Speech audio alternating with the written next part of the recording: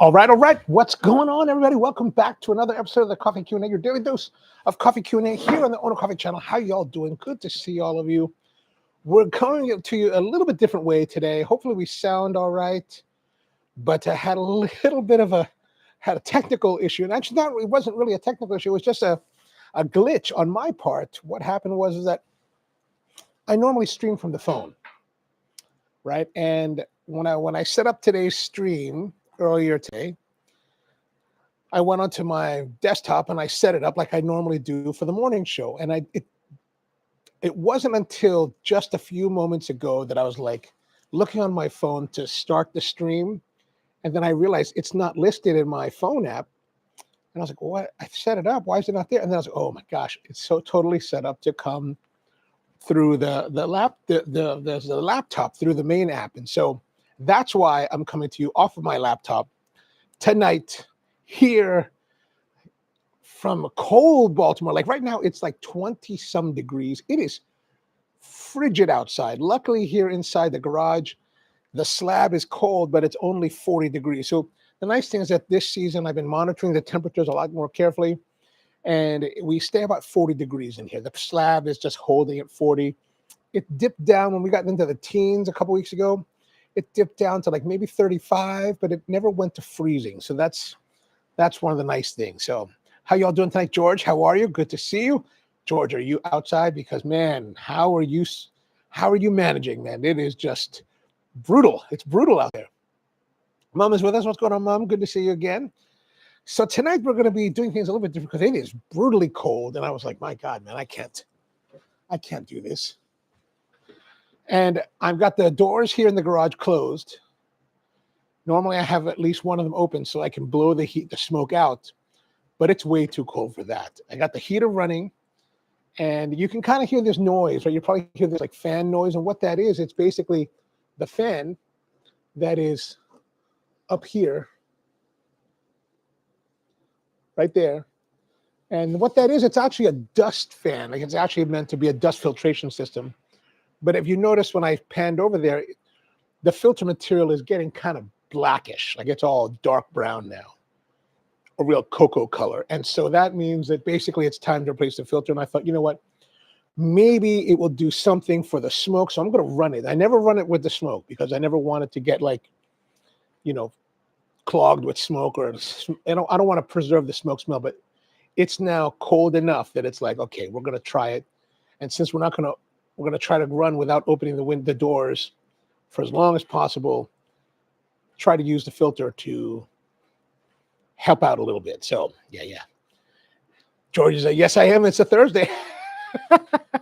That's awesome, my friend. That's awesome. Glad to hear it. So tonight we've got some coffee, and I was going to brew some coffee, but man, again, it's just cold. And I was looking at some of the canned coffee beverages, and I was like, no, I'm not going to drink that. And tonight's cigar is the Ezra Maduro edition Ezra. And is it Ezra? It says Ezra, right? Ezra.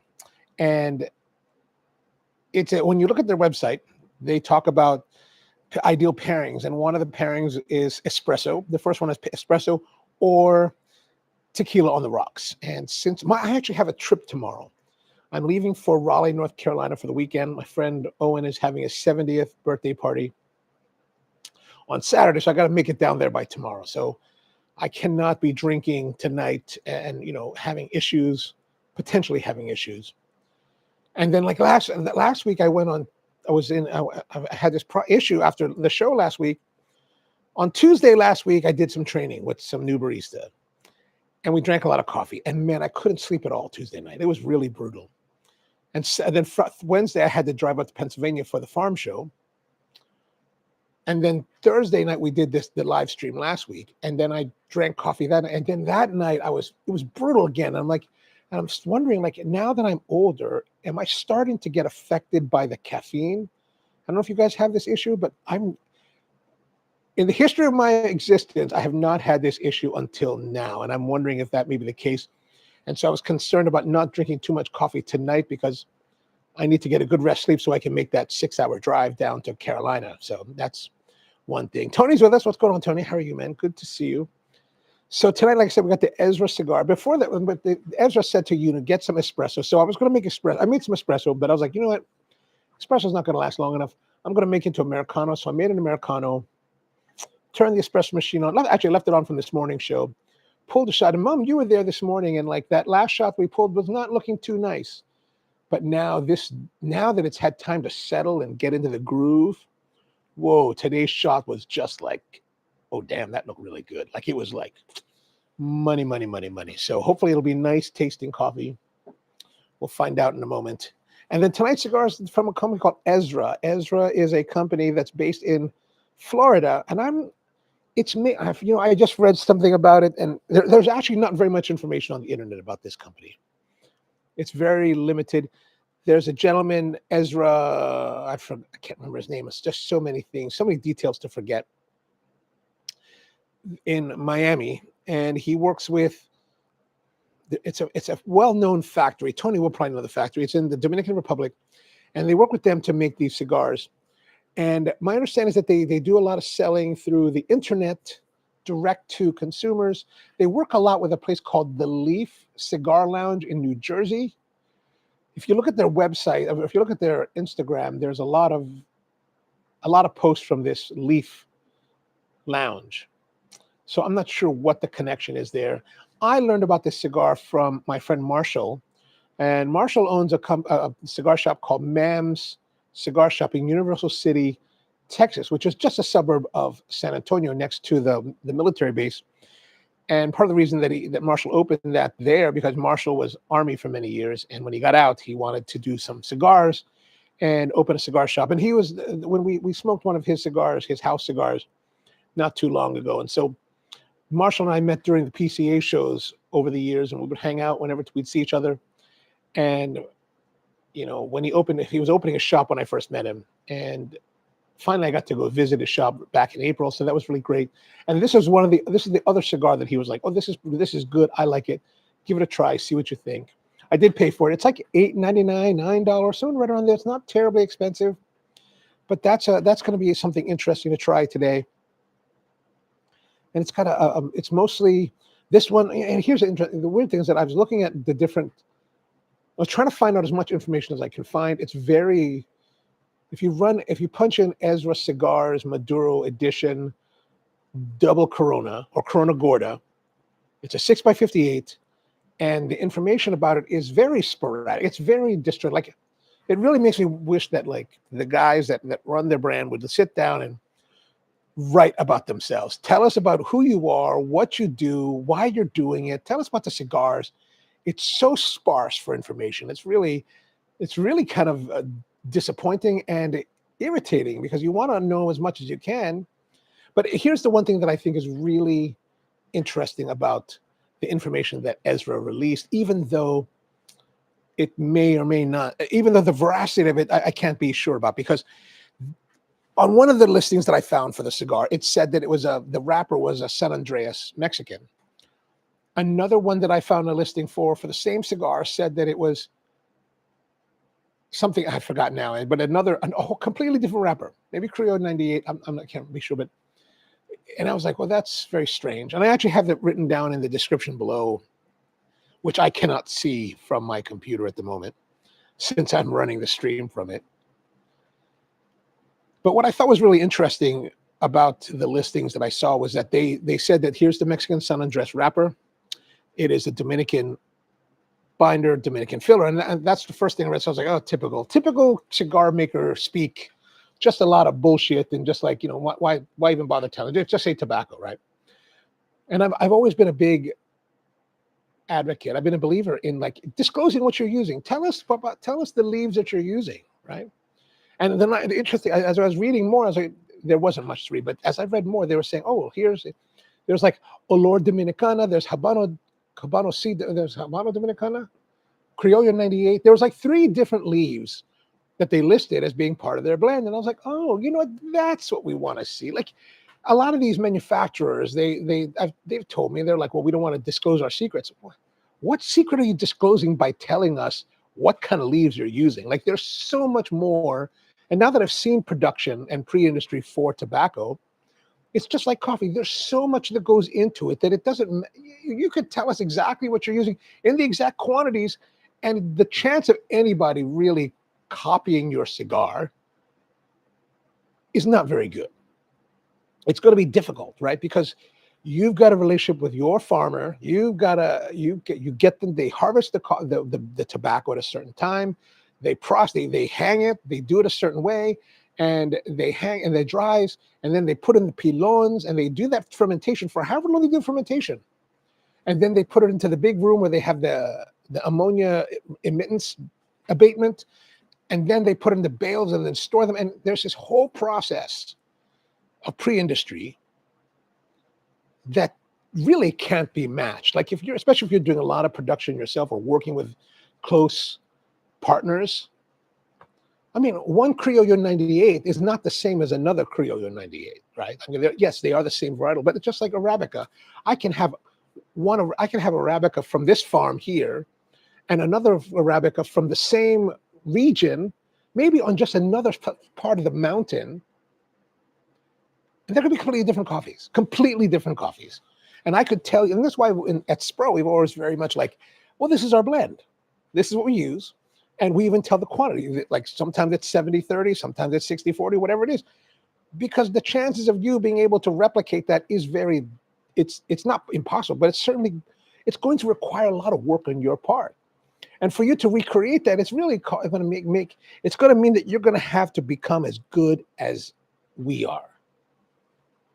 And I think that's the same way in tobacco. Like, now, of course, I can see that some people, they're just using whatever blends from whatever manufacturer they're working with, and maybe they want to protect that. I get that. I don't know. George Sem says, enjoying an El Huehuense. Ooh, back to the Huehuense and Nick Melillo. Excellent. From Foundation Cigars. Excellent, excellent. Now, we should taste the coffee, right? Taste coffee. I just brewed the coffee and mix it with water. Now, typically, I like to make Americanos by having the hot water first and then pulling the shot on top.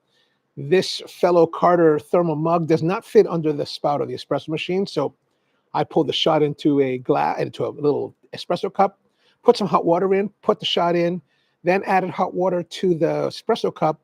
Basically, I'm just trying to add the water to the espresso cup so I can get all of the essence of the crema and the coffee into the drink without leaving anything behind. That's the one thing why, when I'm training baristas and our standard Spro is that we always want to pull the shot directly into the vessel we're serving the drink in, because we want to preserve all of that essence. We want to preserve all of that crema, everything about the coffee. We want it to be preserved. But this is one way to cheat around that. Oh, it's very hot. The water I took, I poured in here straight out of the boil. I was boiling it hard, and I was like, oh man, it's going to be super hot. But we need it to be hot to survive this weather, right? Let's see. Actually, it's super hot. I'm kind of scared.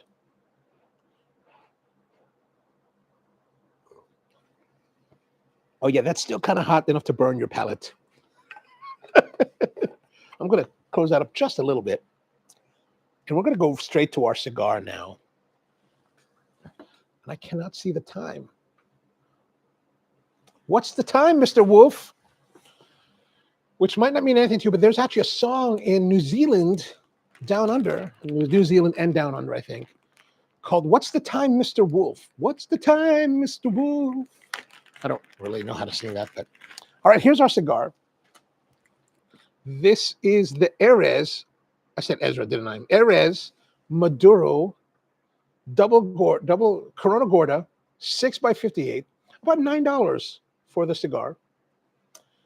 And yeah, it looks, oh, I did not get our score sheet. I need to get our score sheet.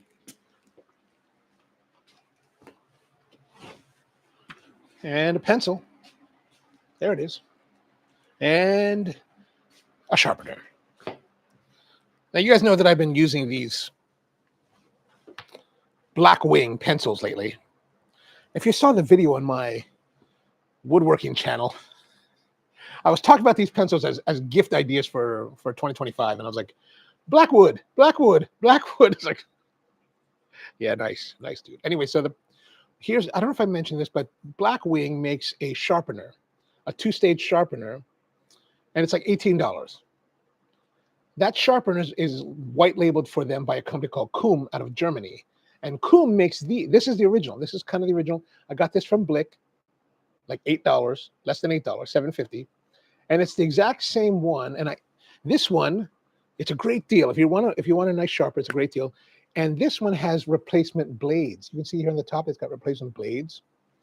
So man, and you know, now if we were to let's go look at the Coom one. No, let's look at the other one, the Black Wing version of it. Let me go grab it.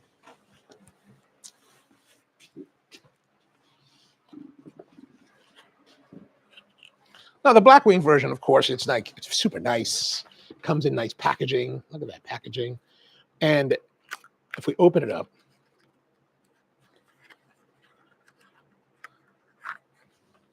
it's a lot more compact, right? Look at that, a lot more compact, right? Much more compact, and it's got this like plastic that's very tactile, soft, rubbery kind of feeling. Like it's really a luxuriant feeling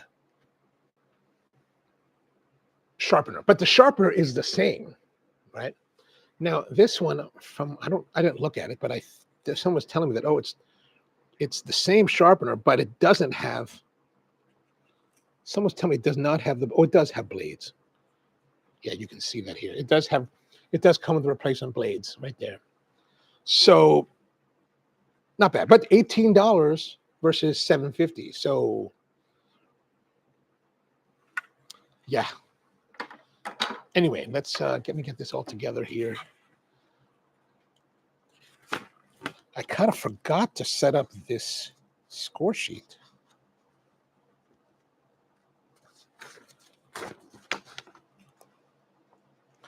All right, today is the 15th, right? 15th? Yeah, 15, 1, 15, 26, OL2, 59. Ezra. All right, now let's have a look here.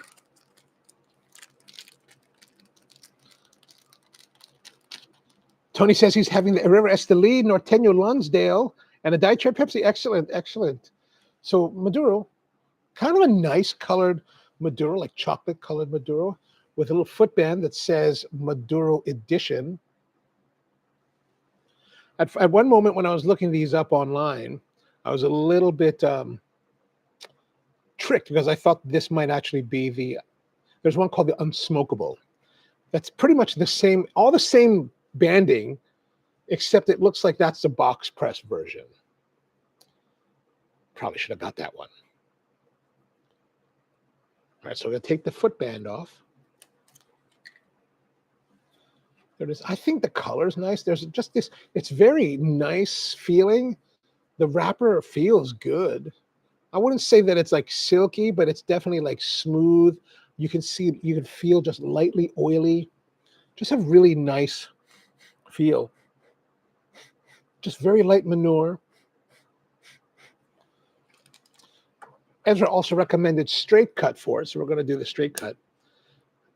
But the listing for their Unsmokable actually says that they recommend a punch cutter or the V cut. So I was thinking about Bud. I was like, oh, Bud likes V cuts. This would be right up his alley. But when I read this, it said straight cut. So now we're at straight cut. So we're going to straight cut this sucker.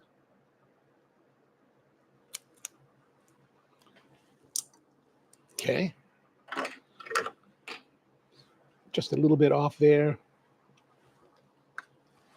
Now let's see the color. The color is pretty dark. Like as far as like most of the cigars we use, it's quite dark. I need a place to put this thing. Cold draw is a little bit tight. I wonder if that's maybe because maybe I could have opened it up a little bit more. I don't know.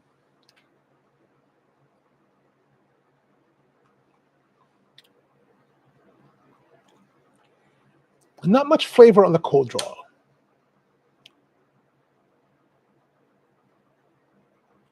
Actually, not much flavor at all. Huh. I gotta say, maybe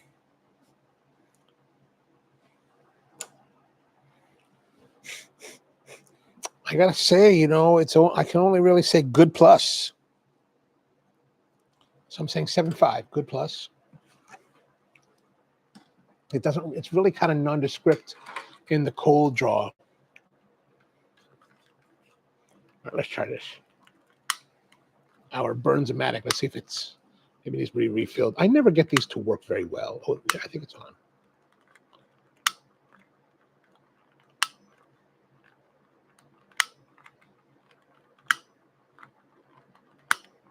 There we go.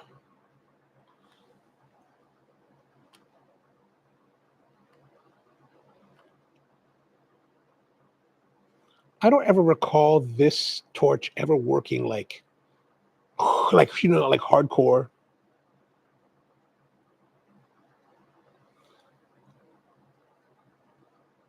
I don't even know what this is for. Like, what do people use this for?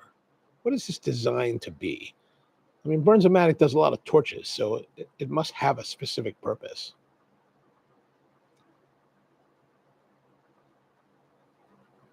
Any thoughts? Any thoughts?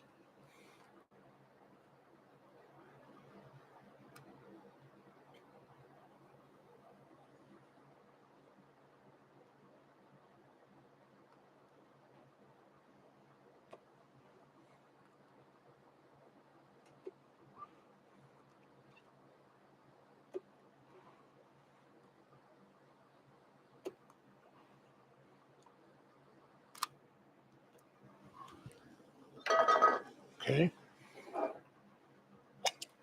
All right, we lit this cigar. The initial puffing just to light the cigar, I can't say there's too much to it yet.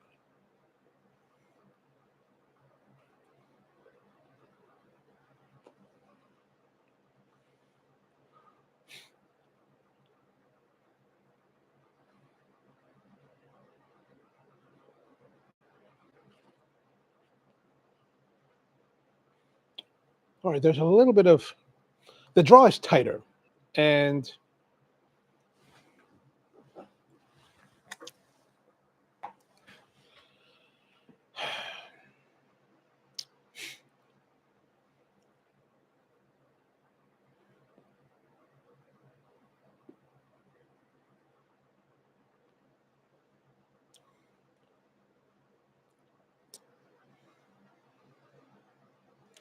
all right, my initial impression,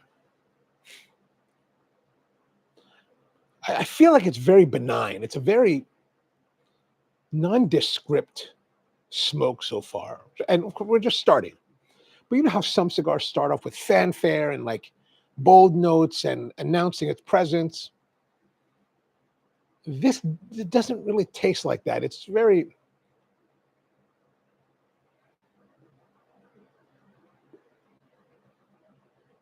the draw is tight, so you're sucking on it harder to get some smoke out of it to fill the palate.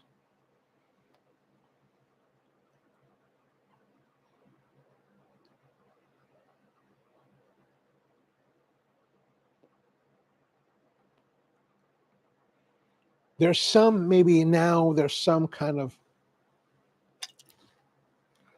like a candied spice kind of character to it.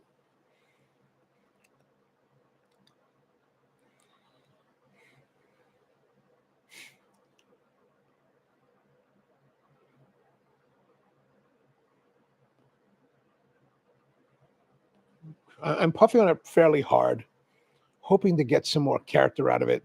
There's something developing. I just don't know exactly what it is. It's better. The last couple of puffs were better than the very first few puffs. More of that, like I said, there's a candiness to it. Like, you know, those hard candies, like the orange and the green, the cherry, almost like a lifesaver. Something reminiscent of that.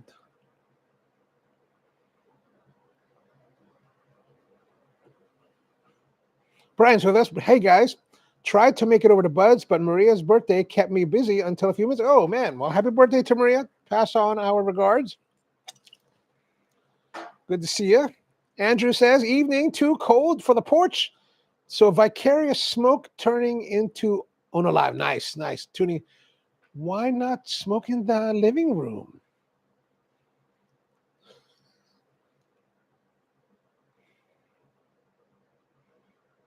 I'll tell you, the first time we did that, I was totally like, what we're doing, what? Smoking in the living room. What kind of craziness is this? And then to see how well it abated the smoke, I couldn't believe it. I was like, this is the greatest house on the planet. Like totally natural smoke abatement. As long as you had enough draft to bring fresh air into the space, man, all of this smoke would go straight up the chimney. And I was like, wow, this is like a dream. It was like a dream. I was like, this is like a dream.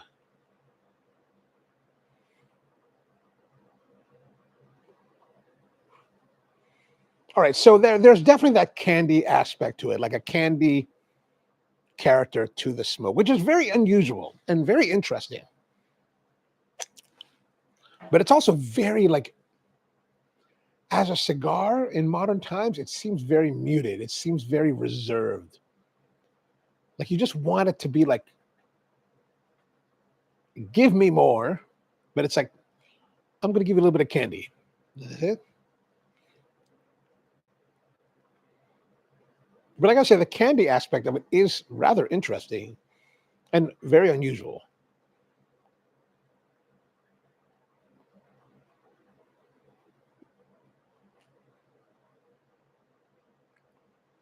It's also a very hard cigar, like thick. Like I feel like I want to chew on it, like with my front incisors, right? I want to.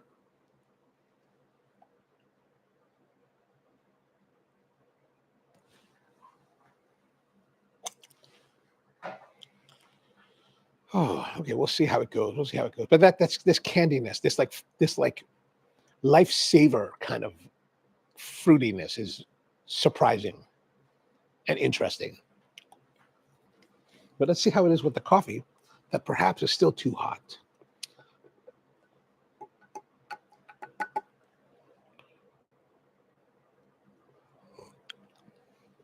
Man, that's hot. I'm going to leave it a little. Actually, I should leave it a little bit ajar.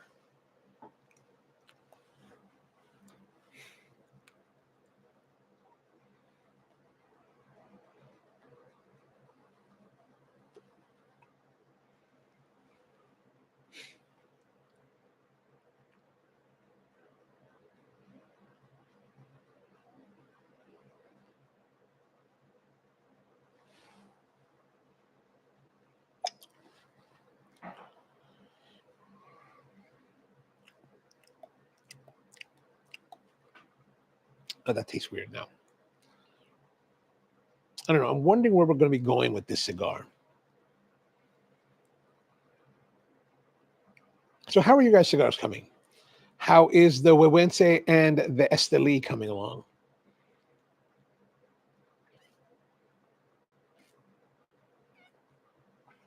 And do you guys know any like cigar lounges in Raleigh, Durham?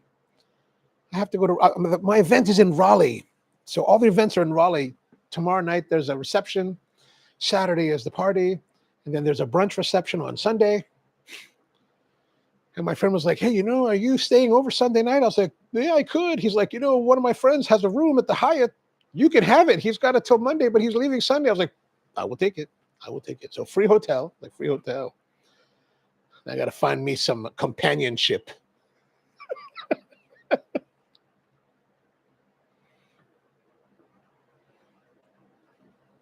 One of my old girlfriends live down there now. Too bad she's married. It's like,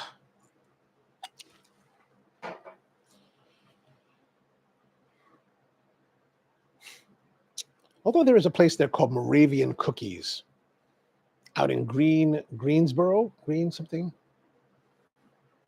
What if that's too far to drive? Like she sent me these cookies. She's originally from the Carolinas.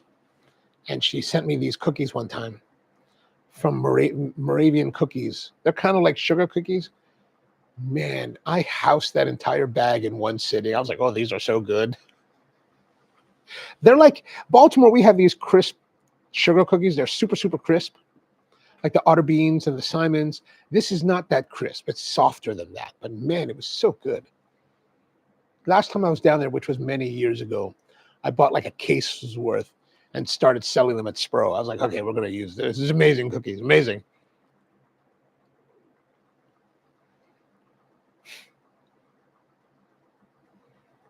Brian says, jumped in late again. What's tonight's cigar? Tonight's cigar is a cigar called Erez. Erez, it's a Maduro cigar from the owner lives in Florida, I think Miami. He has a 305 area code. And the cigars are made in the Dominican Republic by a company that is relatively well known, very well known. Tony would know. I just can't think of the name of it. And it's starting off, we had that moment of like fruit, but now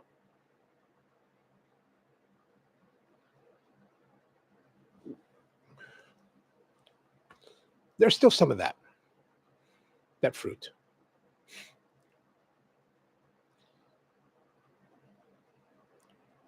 Tony wants to know about any decision about a cigar trip on Monday. Is it Monday? Oh, Monday's a holiday, isn't it? Oh.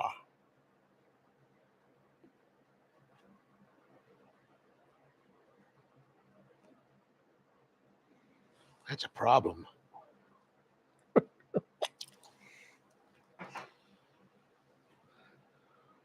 I forgot it's a holiday. I want to go to Williamsburg, Colonial Williamsburg.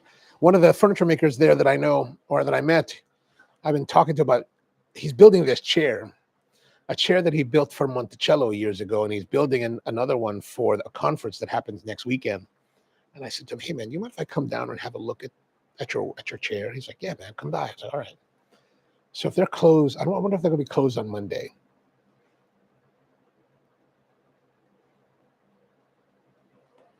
Where were you guys planning to go for your cigar journey? Any interesting cigar lounges? George says, well, Wednesday is just like I remember. It's fantastic. Yeah, you haven't had one in quite a while. Like, I remember there was a time when it was always Wednesday. Always. Like it was going to be unusual for you never to not have a Wednesday. I had we went to, Saturday. We went to, what was it, Friday? What are those days? We went over to, what was it, Friday? It was Friday. We went over to Tobacco Leaf, and George Brightman came out, as well as Andrew and Orlando and Stephanie from the Capitol. And, Cirillo was in town, so we were all hanging out. Had a real nice time. I was able to have a couple of Romas that I haven't had in a while. I had the Aquitaine EMH. The Aquitaine AWS, the Figurado, and a Castellito Murcia, which is always a pleasure. Steven's with us. Arizona checking at 70 degrees. Man, you are 50 degrees hotter than we are, my friend.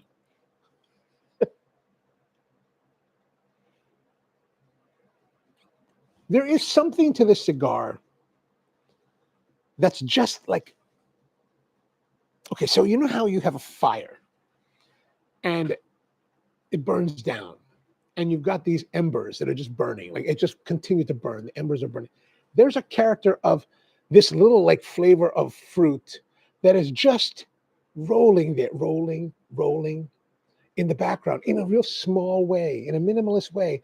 And you're just wanting it to like become more, expand into more, but it's not. It's just like, I'm here and I'm doing this.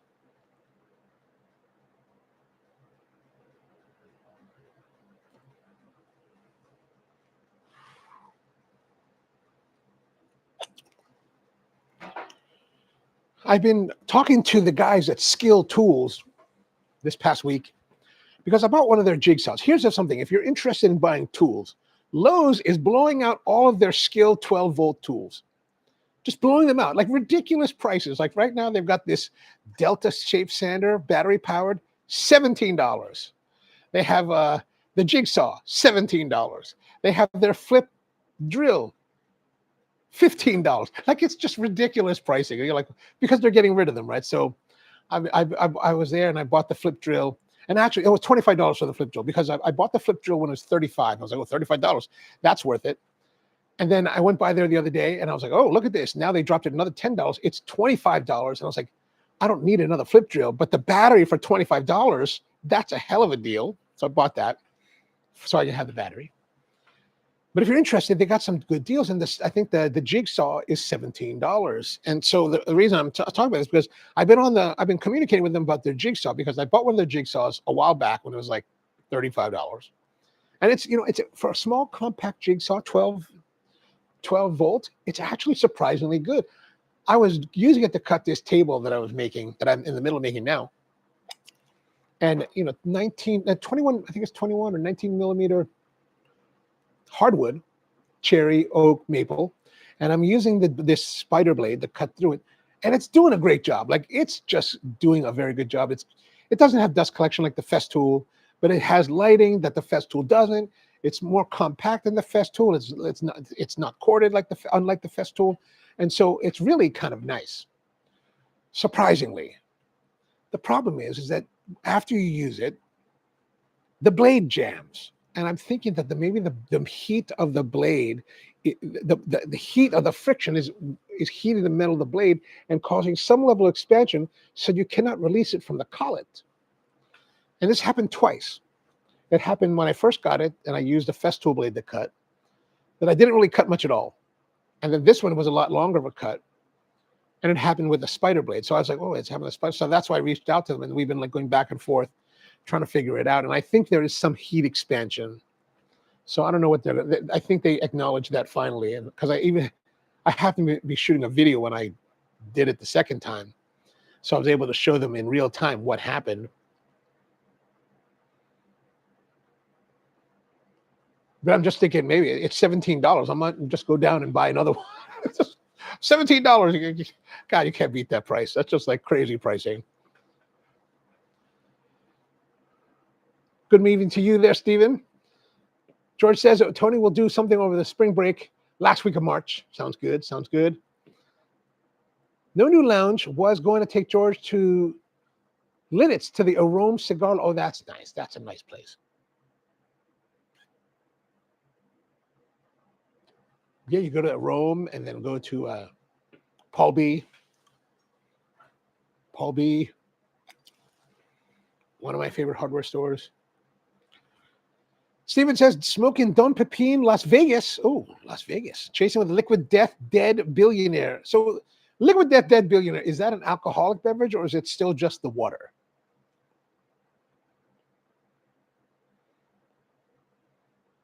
I mean, I know that Liquid Death has a whole bunch of, I think they have alcoholic beverages. They have sodas, right? They have like cola. I've only had the water.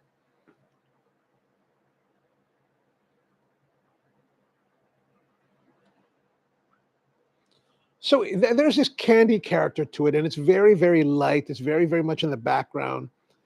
And that's kind of it. But otherwise, other than that candy aspect of it, it's actually a very pleasant cigar. There's not much else to it other than that. But nothing else is getting in the way. There's no off flavors. There's no tar. There's no things that are like making it like, oh, God, this is difficult to smoke. I just wish maybe there was a little bit more of that character or some kind of character to make it a little more interesting. And I'm going to tap it a little bit so I don't have to worry about it. All right, I left the cap off a little bit, so let's see if that's still not enough. Still quite hot. The Dead Billionaire is peach flavored tea. Ah, nice, nice, nice. Nice. Here in the Northeast or mid-Atlantic, really mid-Atlantic, are we supposed to get snow? I thought we were going to have snow tonight or tomorrow. Evidently, that's pushed back. Now, I was watching some guy on YouTube, this weather dude, and he's like, yeah, it looks like it might snow in North Carolina. I was like, North Carolina going to have snow on Monday? I was like, Monday? Man, I don't need no snow in Carolina. I need no snow. I'm trying to escape the snow.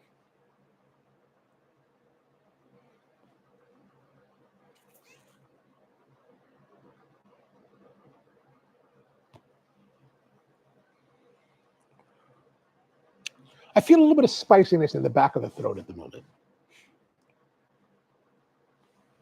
I don't know if I told you that last Wednesday, I went up to York, Pennsylvania, where they were having this big farm show. They're actually having the Harrisburg, Pennsylvania farm show this week, which I don't know what that is, but there's like rodeos and like, I think it sounds more like the Maryland State Fair than the farm show that I went to. The farm show that I went to was very much industrial farm, like not industrial farm, but like the mechanics and the mechanisms of farming, like the manufacturers of all the farm equipment were there.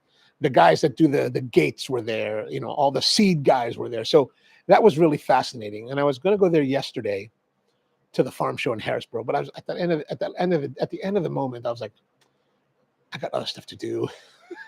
It's like farm show can wait. But last week, one of the cool things that I got, so they're, you know, they give it, you know, you go to trade shows, they give all kinds of tchotchkes out and like they're giving all kinds of stuff. I got a couple cool things that I think are kind of unique to the farm show. And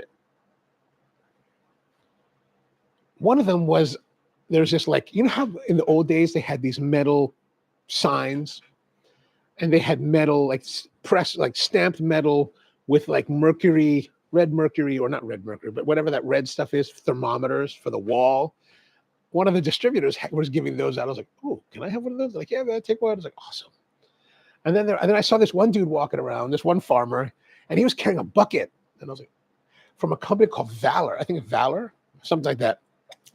And I was like, oh, that's not the Harbor Freight bucket. That looks quite interesting. That's a whole nother like world of like buckets. I was like, so I found the guy that was handing them out. I was like, hey man, you want to get one? He's like, yeah man, have a bucket. Have a bucket. What kind of show is giving me buckets? That's awesome. I was like, this is awesome. Greetings to you, Rusty. How are you doing? What dropped? Something just dropped. Good to see you, my friend. How are you doing? Are you still at the restaurant? Any specials going on this weekend? I haven't looked at Instagram too much.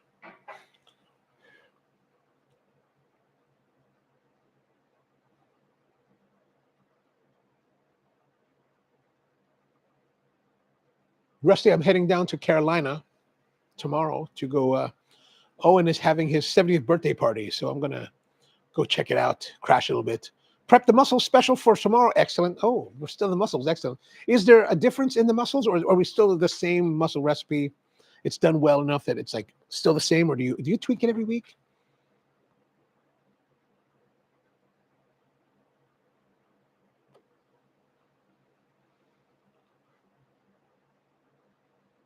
Steamed with leeks, fennel, tomatoes, capers with a shrimp butter sauce. Oh, that sounds good. That sounds good. See, it's like that, right? With Rusty's recipe. He just told us what's in it. There's mussels, leeks, fennel, tomatoes, capers, shrimp butter sauce. He's basically given us the entire recipe. He's given away the secrets to his mussels. And while quite a lot of us can take those ingredients and make something that's going to be quite tasty, we cannot replicate it. Like, we're not going to be able to replicate it exactly how he's presenting, because he's got access to different ingredients. He's putting them together in a certain way, in whatever order that they're planning to do it in. So even though you can make something that is similar, it wouldn't be the same. It's just like, why I'm talking about this recipe, because earlier in the stream, I was saying that Erez, this cigar manufacturer, on their website puts the different tobaccos that are in this cigar. So instead of just saying like San Andreas wrapper and Dominican fillers and binders, they say, you know, Olor Dominicana, Criollo 98, and whatever else they were putting in it. And it's like, and that's what I'm always interested to hear. And I think other cigar enthusiasts would be very interested to know just what kind of leaves are in it. And those that want to replicate it, they really can't.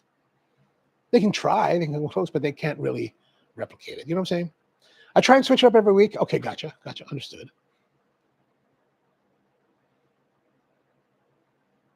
George says, I can't cook that because it doesn't go in. You know, it does. You take everything but the mussels. You put them in the crock pot. Heat the crock pot up. Then when you come, if you have a crock pot that's like super fancy, like you come home at 5, you could set it to turn on at 4:45. So by 5:30, it's hot. You take the mussels, you put it in, close the cap, 10 minutes or whatever. Once they open, pull it all out, stir, dump it out, eat. Very easy, very, very. At least that's my recommendation. Rusty will probably like that, is the charlatan's method.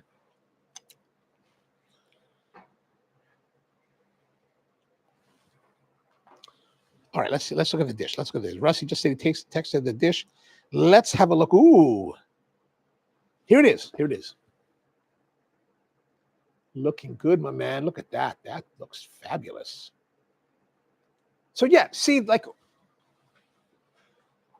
any of us could make this something reasonably similar, but it wouldn't look like that.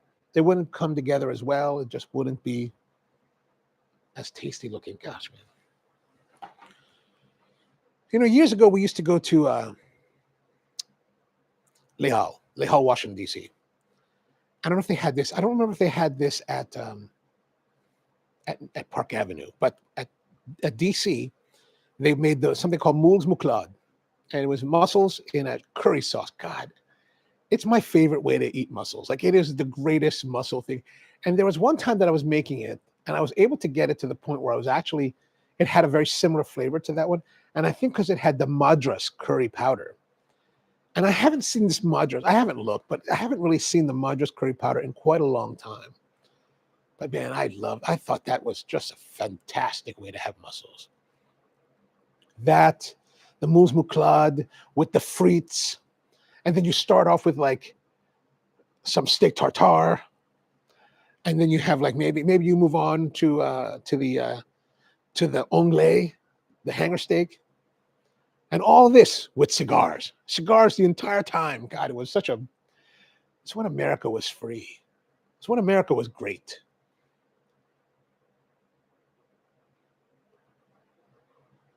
Andrew says, couldn't take it. Lit the fireplace.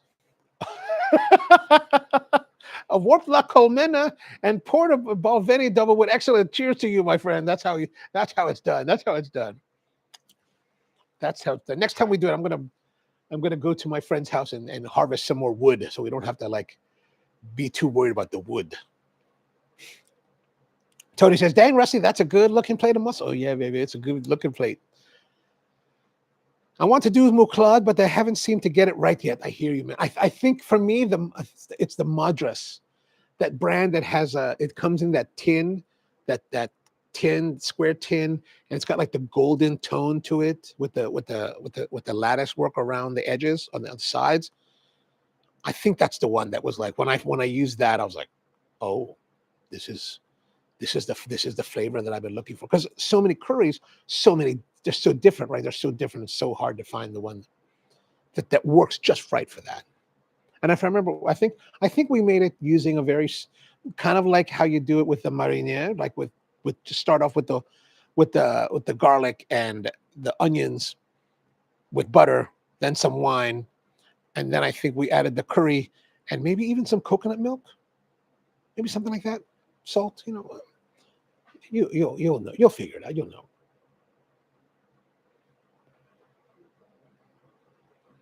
Rusty says, one of the specials I did, I cut a potato in a spiralizer and fried it. Ooh, that's nice. That's nice. One of my favorite things is to get the sheeter, right? Like I remember years ago, I was like, see these guys making the sheets, like especially like the tarte tatin,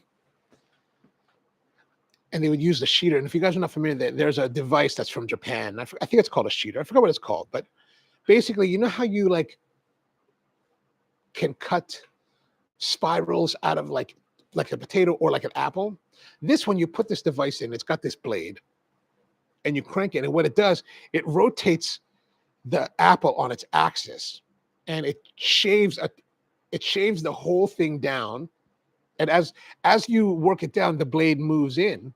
So as you're rolling it and it actually shaves one entire sheet of apple. And I was like, oh my God, I want to get one of those, right? I remember years ago, I was like, I wanted one of those. But the problem was that they only had them in Japan. They were all manual, and they were like $300. Like, this is like 2002. It was like $300. Like, I can't afford. I'm not gonna spend that money. It's crazy. Not for like a mechanical plastic metal thing you're gonna rotate. And then several years later, after that kind of became a little more interesting, KitchenAid came out with an attachment for their mixers, and I was able to get one. And I was like, oh, so we were making like these tarte tatins. And basically what you do is you take the apple, you put it in, you turn it on, it shaves the whole thing. And then you could sprinkle, like, if you want to like put like on the roll of the apple, you could put like, I don't know, you can put like sugar, and if you want cinnamon or whatever you want to put in, and then you roll it up.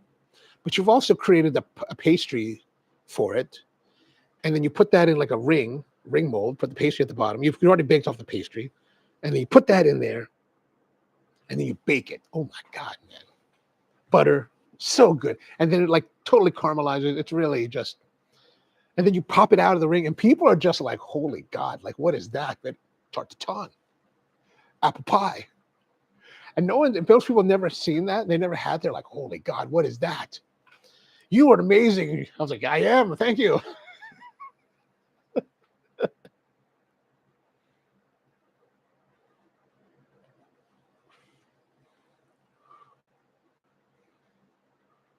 Tony says, Andrew is total gangster. Total, just missing some muscles. Yeah, total. Ben Reiner, that's thank you, Rusty. I appreciate it. Makes one now. Sheeter for around, oh, holy crap, $12.35. And I thought $300 was expensive. Ben Reiner is the company that used to make, or had made it back. That's the company they gave up from Japan.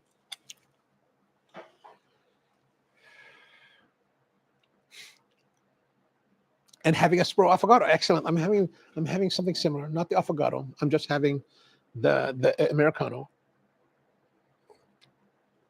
Oh, 125. Oh gosh, man. Okay, that's much more reasonable. But honestly, I haven't used that in quite a while. I need to bust it out and do it again. And the problem is, since I haven't used it in such a long time, I'll have to go back to my notebooks and see how I used to make it. Like, I've got these notebooks filled with like stuff we worked on over the years. And I'm glad I wrote them all down in these workbooks, in these notebooks, because to remember how to do some of this stuff now, years after I've done it, it's like, oh, I would not remember. I'd have to research it and make new recipes all over again. It's crazy. Speaking of Spro, do you have any of your old coffee mugs still? Yes, I do. Oh, you know what? I still have you. Oh, we haven't seen each other, but I still have the cup, that the tasting cup that I got for you from Specialty Coffee, from SCA Houston. I still have to get that to you.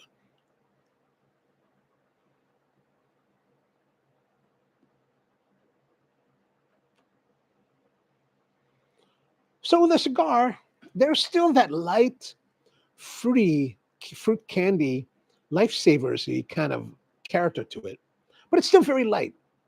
It's still very much in the kind of like on the slow burn, right?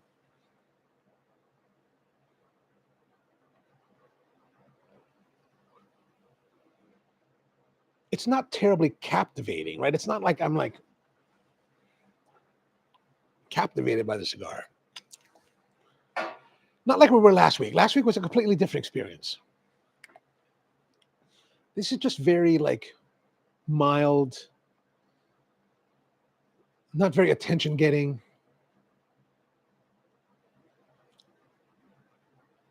Like I don't want to sound like it's a bad cigar, because it's not a bad cigar. It's not a terrible cigar. It's smokable. The draw is tight, so you kind of have to work a little bit more to puff on it. You have to work a little bit more to get the smoke production. The flavor is pleasant, benign. I have to say, benign is really what comes to mind. It's benign. It's not terribly challenging. It's not exciting. It's not terribly exciting. It's sort of it is interesting because of that lifesaver candy aspect to it, but really it's just kind of like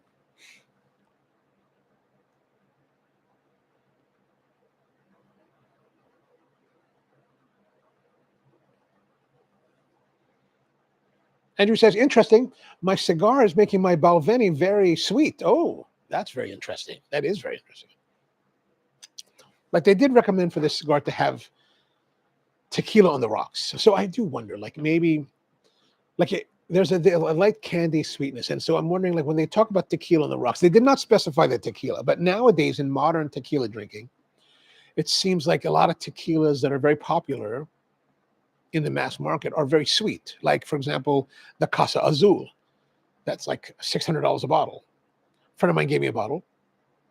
Thank you, Chad. And It's very good. I mean, it's very enjoyable, but it's also very sweet. It's very sweet. It's like it's you know, they're obviously they're sweetening these tequilas to get more mass appeal. And I think tequila drinking must be like through the roof because man, everywhere that I go, people are just drinking tequila, tequila, tequila. And I'm like, man, this is totally not the tequila that I'm used to drinking. Like when I used to go to Mexico a lot, I would usually buy a bottle. We would go drinking out in Mexico. And I really like the way they do it in Mexico. They have the tequila, whether you're using reposado or añejo or whatever the blanco. And they'll make this thing called sangrito. Sangrito is this like tomato drink, and you put in a shot glass and you sip your tequila and shoot the tomato beverage. It's actually the first time I had it, I was like, this is weird, but man, it's actually really, really enjoyable. It's like, oh, this is good. Brian says my Spro cup slid off back of car. Oh man, I have more. I have more for you guys. First, he says, I'm sure you've seen Arnold Schwarzenegger video how he paints the cigars with. We did. I think didn't we do that one year, like early on in the live stream. Well, we could do it again.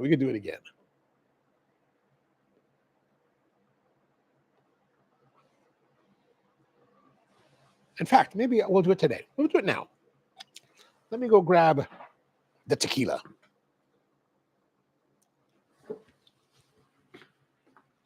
I'll be out of pocket for a few moments.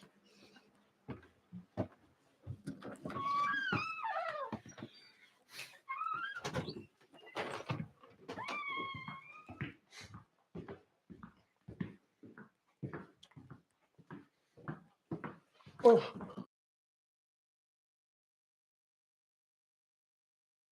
Yes. I just came to grab something.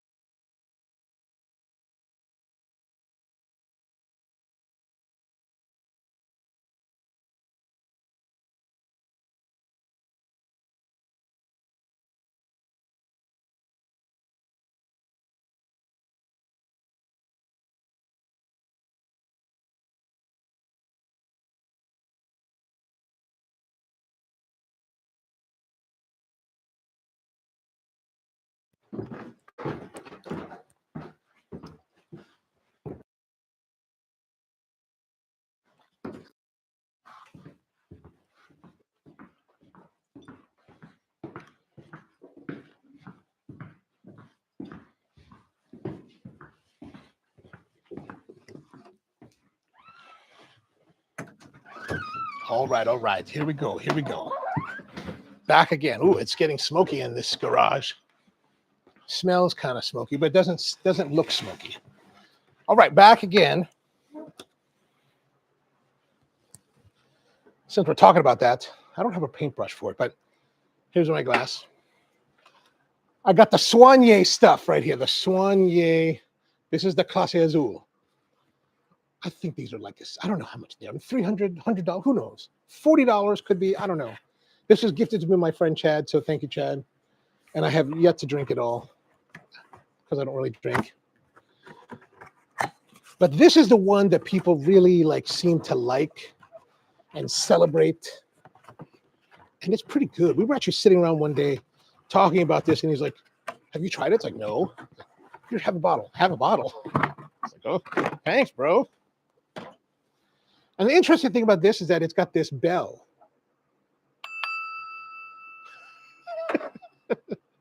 And another thing is that this is made out of porcelain, and each one is hand painted in Mexico with the blue paint. And this is what they call tequila reposado. And I don't know what else there to say about it, but you take off the bottle, the top here. I don't know how they came up with this idea, but that's a good idea. It's quite heavy. Whoa. It is. There it is. Actually, at one point, this little medallion popped off, and I had to glue it back on. All right, so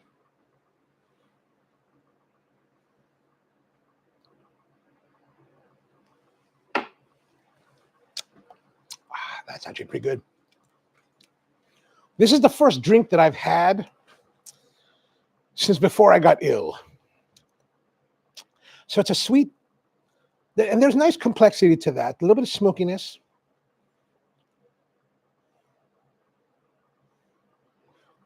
Oh, that's kind of nice with the cigar.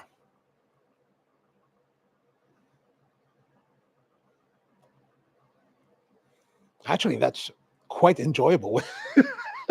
So that's what I was thinking. Like, there's that light fruity tone to this cigar, right? That we've been experiencing the whole time. But that was really it. And so since they said on their website they recommend it with tequila on the rocks, I did not put this on the rocks, but I was thinking that perhaps the reason they recommend tequila is because, like we talked about, most people today are drinking sweetened tequilas that are sweeter than they used to be. So this would fit that bill naturally.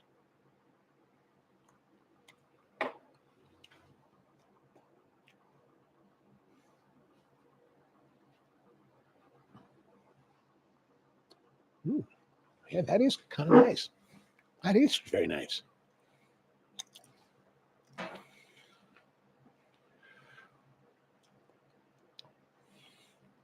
Rusty says, but if you're going to try it, try a lower grade cigar. I mean, I don't remember the video, but does he brush the entire cigar or just the back? Because in the old days, we used to go out to the cigar bars, and dip our cigars in port wine. I don't know if I'll do that this time, but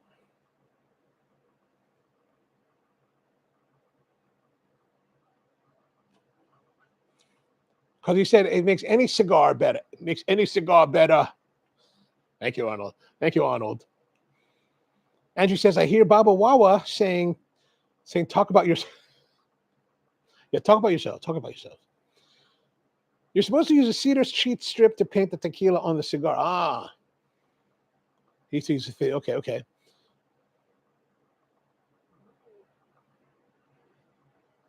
All right, go for the Arnold. Oh, let's try it. Let's try it. We'll dunk it. We'll dunk it. All right, so our cigar is wet. Our knob is wet.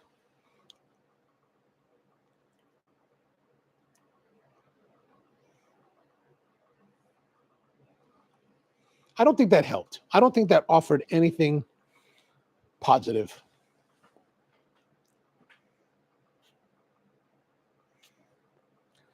Yeah, that's not nice. That was, oh man, that was not nice. It's much better to sip and puff. Sip and puff, much better combination.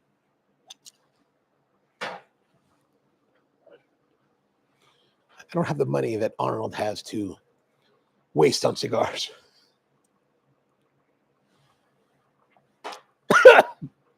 Oh, smooth. Ooh. Maybe I need more coffee.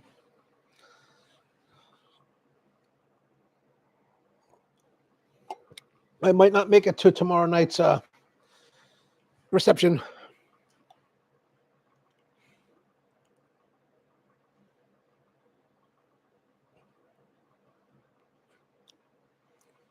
Yeah, that dunking might have been a mistake.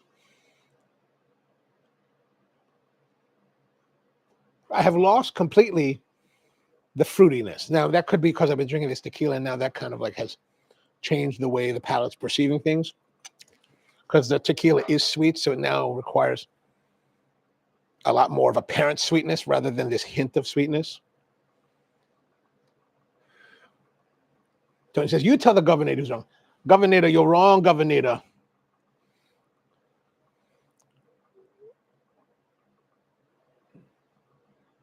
We'll have to tag him on the on the social media. You're wrong, Governor. All right, we need to put the scoring on this thing. Man, this is going to be a little bit harder to really determine accurately. I'm going to say the body was kind of low.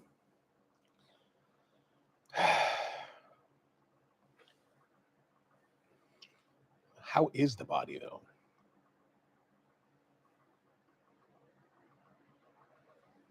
I got to say, you know, I mean, I think good plus was 7.5. Flavor, it just has that light, that fruitiness, like Lifesavers.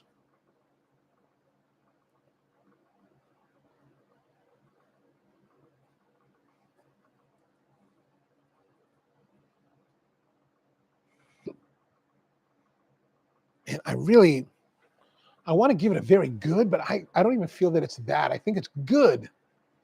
Maybe like good plus. I'd say 7.5.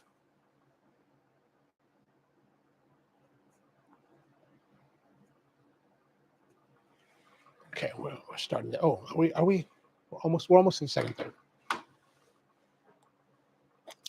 I don't think it has changed materially in the second third versus the first.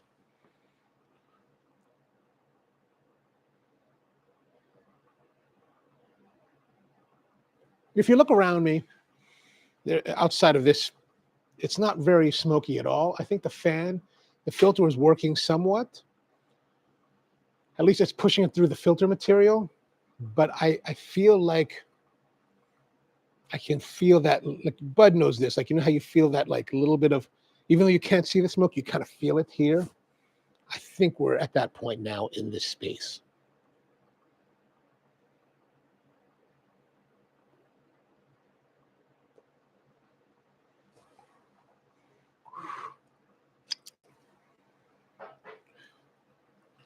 Like it may be time to open the doors, the blast doors, and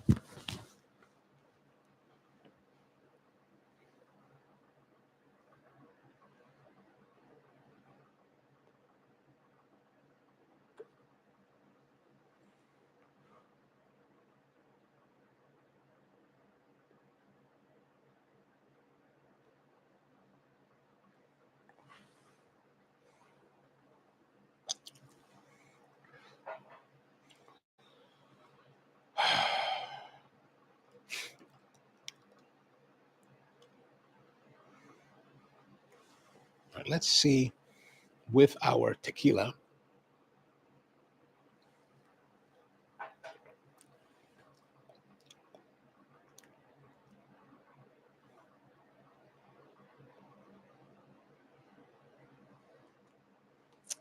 Yeah, I think that was a bad move. I think that was the wrong move. Because before we dip the cigar, we had, when I would puff and have a sip, there would be a nice harmonization. But I think whatever tequila still in here has now done something to the flavor coming from the cigar, so it's not that pleasing combination. Or it's not, the combination isn't pleasing like it was.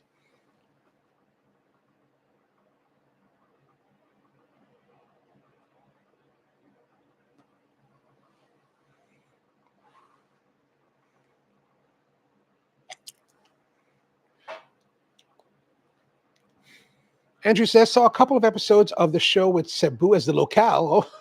Oh. Gorgeous women lead, but likely won't see the series through. Almost Paradise. Oh, interesting. Almost Paradise. I'll have to look at that. Actually, Cebu is an interesting place because I remember years and years ago, back in the 90s, when we were a lot younger, one of my friends was telling me, you know, we say the girls from Cebu are the most beautiful in the Philippines. I was like, what? That's crazy. What kind of talk is that? And I remember I was down, we were at this event. A whole bunch of my friends and families were there. We were still young, right? So our parents had brought us all. And I remember I'm at this hotel and the girl behind the girl at the front desk, God, she was gorgeous. Like she was one of the most beautiful women I've ever seen in my life. And I was talking to her. I was like, hey, you want to go out? Let's go sailing or do something, right? I'm trying to get her to go out with me, right? But that day, I'm supposed to go out shopping with one of my friends, Jessica. And Jessica is a model. Like, she's very attractive, right? But her and I just been friends for many, many years. And so, there was nothing there between her and I. We just hang out. And I am working this girl hard. Like, I'm so pressing. I'm like, trying to find a way to get her to come out with me, right? And she's warming up to me. She's warming up. And here's Jessica, man. Like, she sees me at the desk talking to this girl, and she's totally mucking my role. Like, she walks up, she gets really close. She's like, "Are you ready to go shopping?" I was like, "Son of a bitch." Because the way this girl looked at me the moment Jessica was like, "Are we ready to go?" I was like, she had this look like, what the? Like, oh. I was like, and she totally knew what she was doing. She was totally like laughing later. I was like, you're killing me. I was like, you're killing me. How not to recover from being shot down.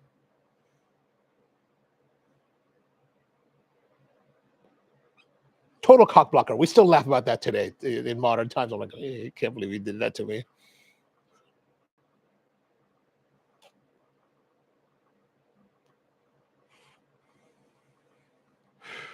I haven't caught up on any television shows.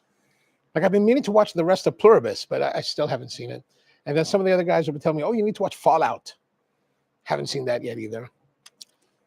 And I think today is the 15th. I think today is the first day that Star Trek Academy is coming out. Probably won't get to see that till next week either.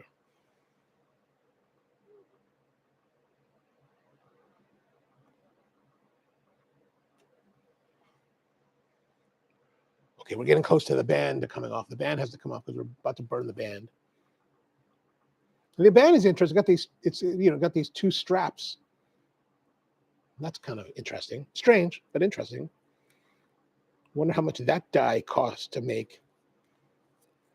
There it is. Erez. I keep saying Ezra, but it's Erez.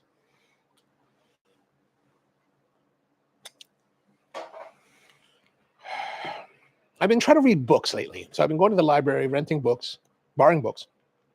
I don't know if I talked about this, but I haven't been to the library in such a long time, but I started going several months ago. And gosh, there's so much resources available. Here in Baltimore County, our library system is really quite incredible. Like, you get the library card, which is free, and suddenly you have access to all of this stuff. Like, they have these, you go on the app and they've got like all these digital magazines, all that you could ever imagine is available to you. You're like, wow, really? This is all available for free? Stuff I would have to pay subscriptions to, I get for free. And then they even have like music available for free, movies and TV shows available for free. I haven't really even scratched the surface of this, but it's really quite an amazing resource. And I go to every time I go to the library, I always kind of like, it reminds me of the time when we had a shop in the library, in the Towson Library. I was so nostalgic for that. It's like those are such fun times to be in the library. I really enjoyed being in the library.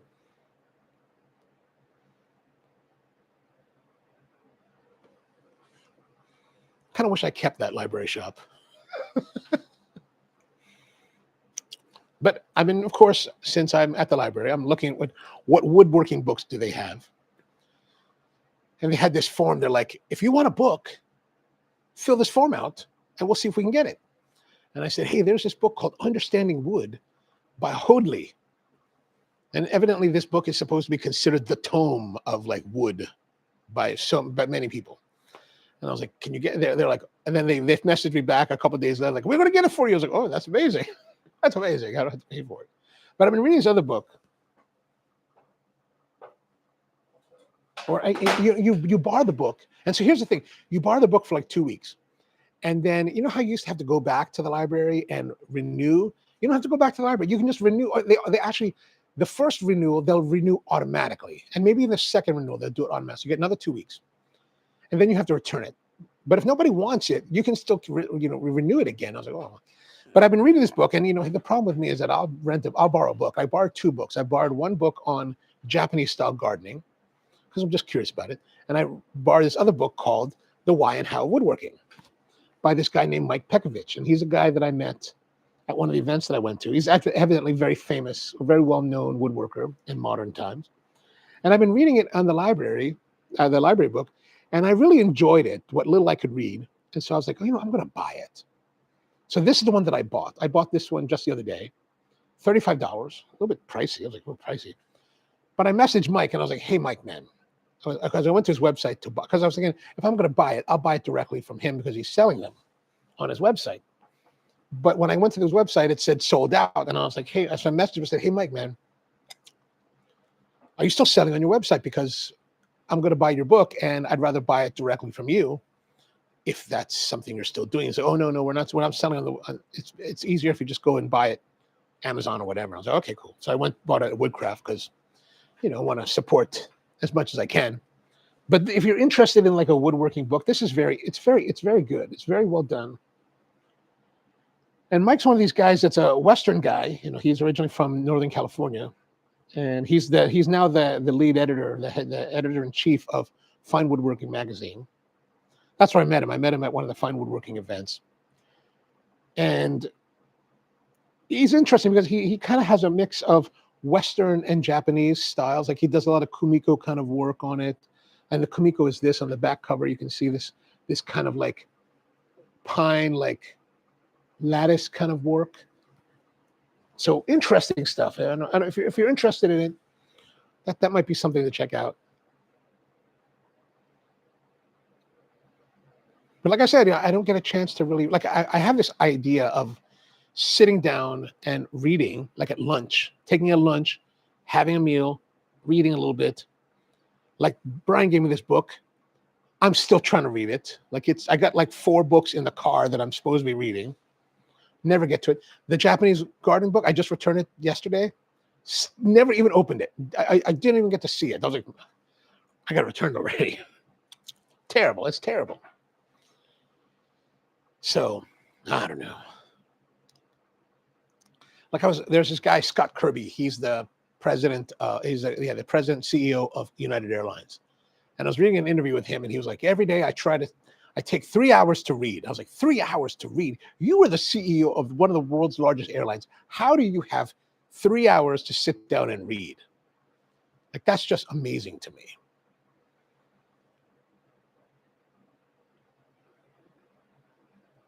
I don't know. Do you guys get much time to read for yourselves?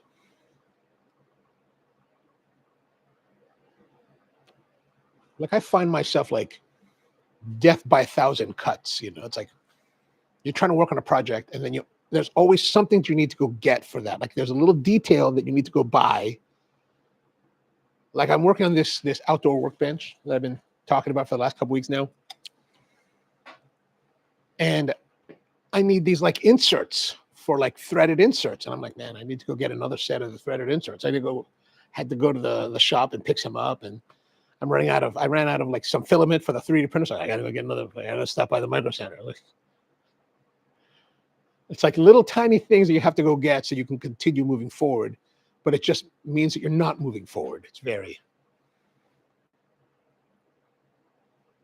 like my sister-in-law used to complain when she lived in Manila. She's like, the difficult part of living in Manila is that it's very difficult to get things done.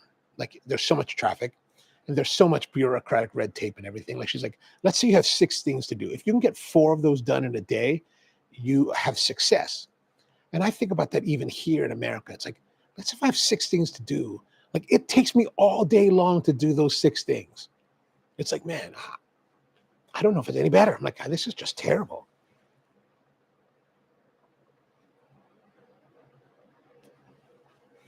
And one of the things I've been trying to work on a little bit is I have this, I got this 3D printer, and Bud had talked about, he had this part that he wanted to replicate in a print. And you have to model it, right? There's a whole world of like 3D modeling. And I was like working on this one thing, this little card, like a credit card size thing that's supposed to have layers so that you can make, and basically I'm just putting logos on a card, right? And it's going to print it out. And you take your 2D drawing, your 2D file, your vector graphics file, and you essentially drag and drop it on there.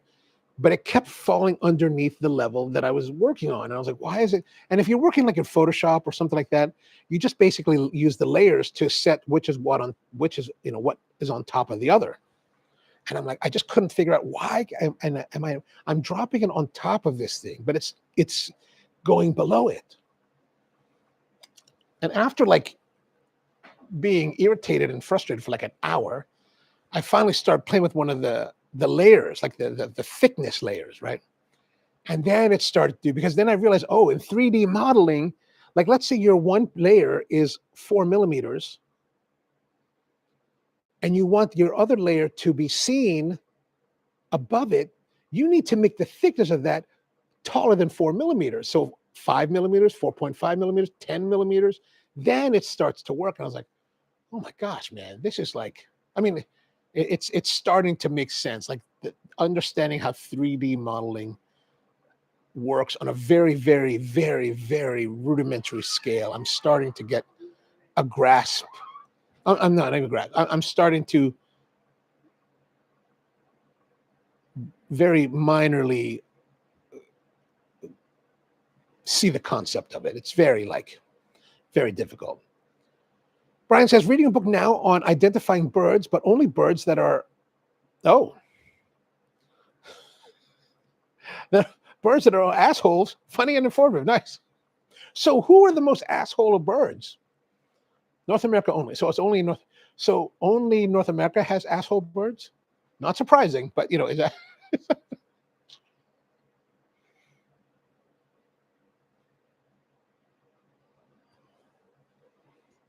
A Dumb Bird's Guide to the Worst Birds? Is that the book? That's hilarious, man. I can't believe it.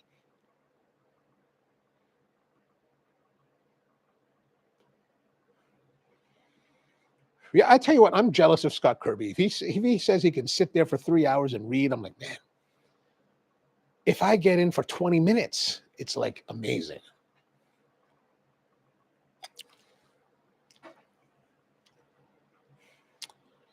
How are you, George? Good to see you.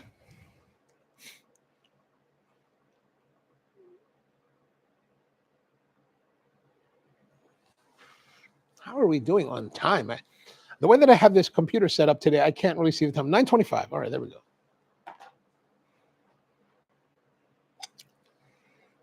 I saw this like post today on like Facebook or something where, if you guys are familiar with Doctor Who, right? There's Captain Jack Harkness, something like that, and River Song.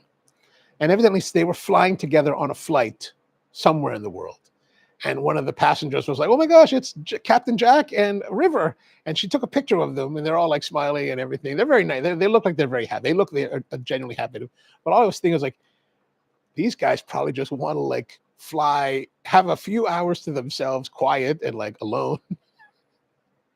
And you can never turn and that's one thing. That's one thing about celebrity is like, you can never turn yourself off. Like you can never be alone. Like you always have to be present. Like I remember like when I was working in the movie business, like you'd see these actors and I'm like, after working with them, I was like, man, I never want to be famous like that. That would be miserable. Like it's cool because there's so much adulation for you, right? You get so much like of all the fame stuff, but man, it'd be relentless. Like there's no time that you can stop. Brian asks, yes, have you read it? And George says, it's very funny. Oh, nice. Harkness. Thank you. Harkness.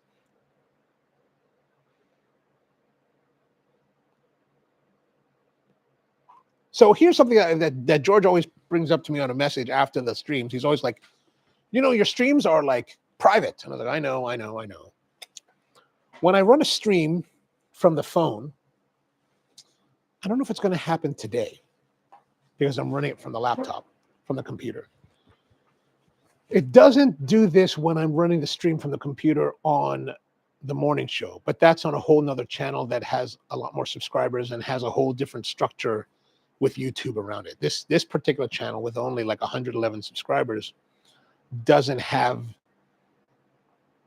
the authority that the Ono Coffee channel has. Not that the Ono Coffee channel has a lot of authority, but we're not like Mr. Beast, but we definitely have more than this channel does. So whenever I end the stream using the phone, it automatically will switch the settings of the stream from public to private. Even though I've set it to public for the stream, it automatically resets it to private and I have to go in. So I'm curious to know, like, whenever I sign off in previous streams, I'll usually hit the end button. Do you normally get to the point where I say, see you next time? Or does it just cut off somewhere along the way to private?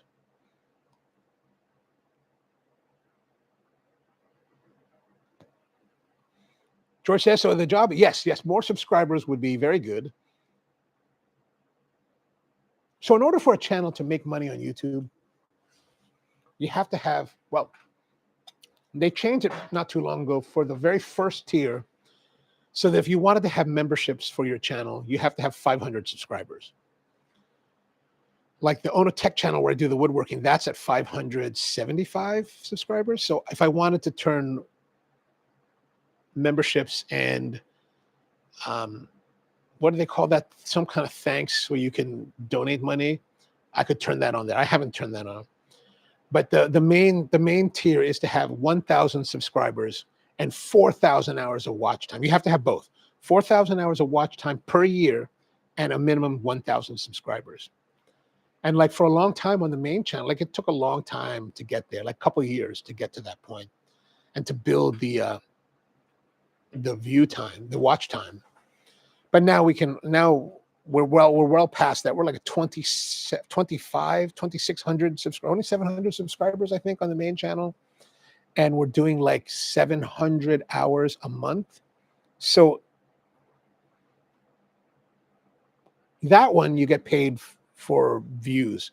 And they pay you by, what do they call, CPM or RPM, revenue per mil, revenue per 1,000 views. So, but it's all kind of, it's not convoluted, but it's very like, it's a complex thing where depending on what niche you're in and what kind of advertisers, they'll pay different rates depending on the style of video that you're making. So if you're like in the travel sector, or if you're in the financial sector, you're doing like financial advice, those pay evidently the highest, like at $45 per CPM or for RPM.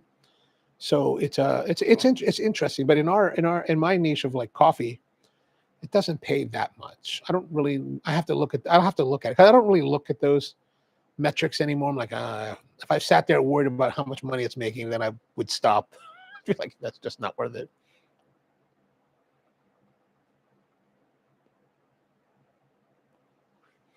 George says it's really annoying to go on to try and log on, only to be informed that they've, and I understand that, but here's what I've been doing. So every time I end the stream,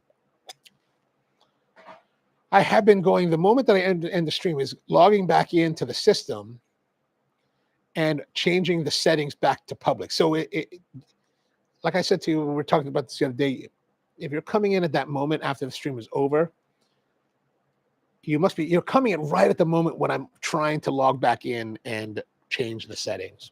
I don't know if it's going to happen today because we're doing it on the laptop. I'm curious to know what's going to happen and see how it goes. When I run the live streams on the tech channel, and sometimes I'll do live streams of woodworking, it also does the same thing because that channel has, it's still in the same tier as this one.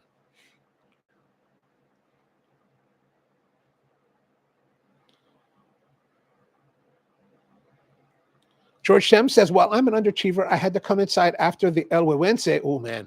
Vodka martini has been made, and now hockey is on. Excellent. Tonight was as cold as I can go, under 20 degrees. Oh, man, under 20 degrees.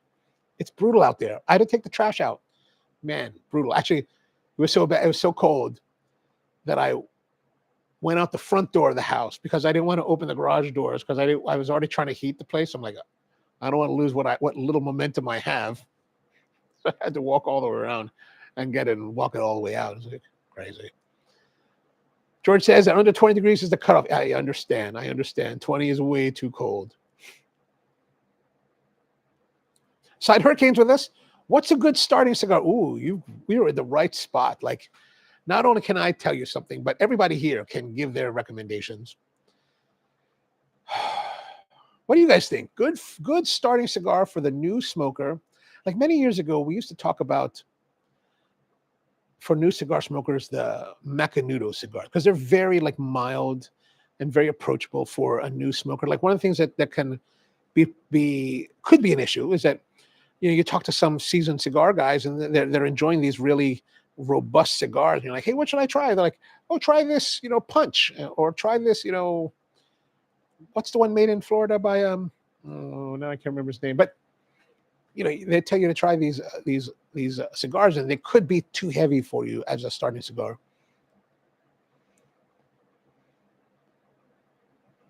I think a nice approachable cigar would be like the Arturo Fuente green label stuff. Like if you look at the bands of the Arturo Fuente, there's this kind of golden band with red. There's a little stripe of green on it.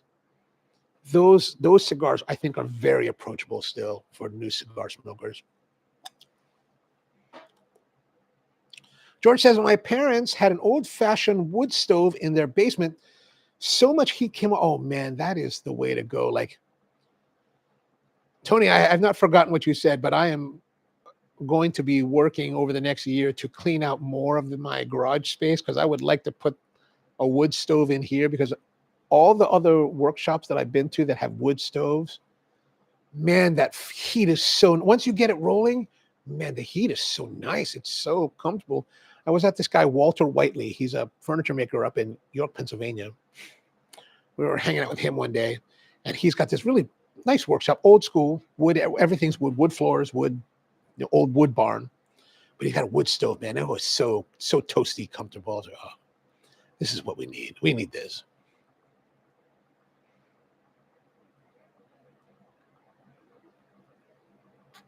I'm feeling like I'm losing some combustion, so I'm trying to puff it a little bit more to keep it alive.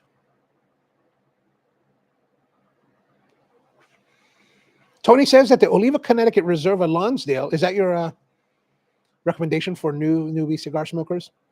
Andrew says that Cabaiguan Corona. Yeah, so the Cabaiguan, he says he spelled it Cabagan, but Cabaiguan would be spelled Cabaigun. Cabaiguan. That's made by Pete.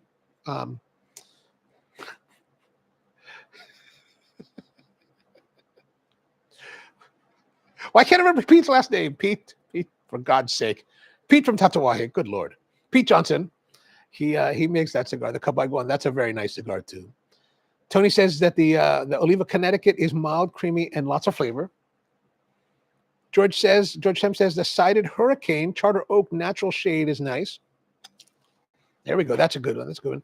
And George Brightman says the Macanudo was the original training wheel cigar, but nowadays it's more like Rocky Patel is the gateway product. Oh, Rocky Patel. Okay. But personally, I'd actually suggest a Perdomo Champagne, which has a nice Ecuador-grown Connecticut shade wrapper that has good flavor, but I'll come back. Johnson. Oh, Johnson. Did I say Johnson? Did I say Jackson? Good Lord. Terrible. Side Hurricane says, okay, I appreciate the advice, guys. I will definitely take that into account. I'm thinking about trying cigars out, so I'm a complete newbie. And that's all right. Everybody here was a newbie at one point. And here's what I did. When I started smoking cigars, probably 1993, 94.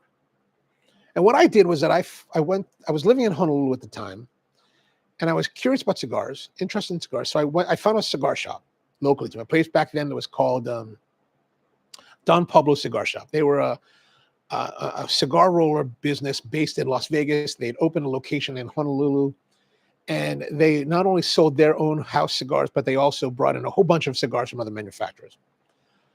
I started going there, and through going there repeatedly, I got to know all the guys that hung out there. The manager of that store is one of my close friends still today.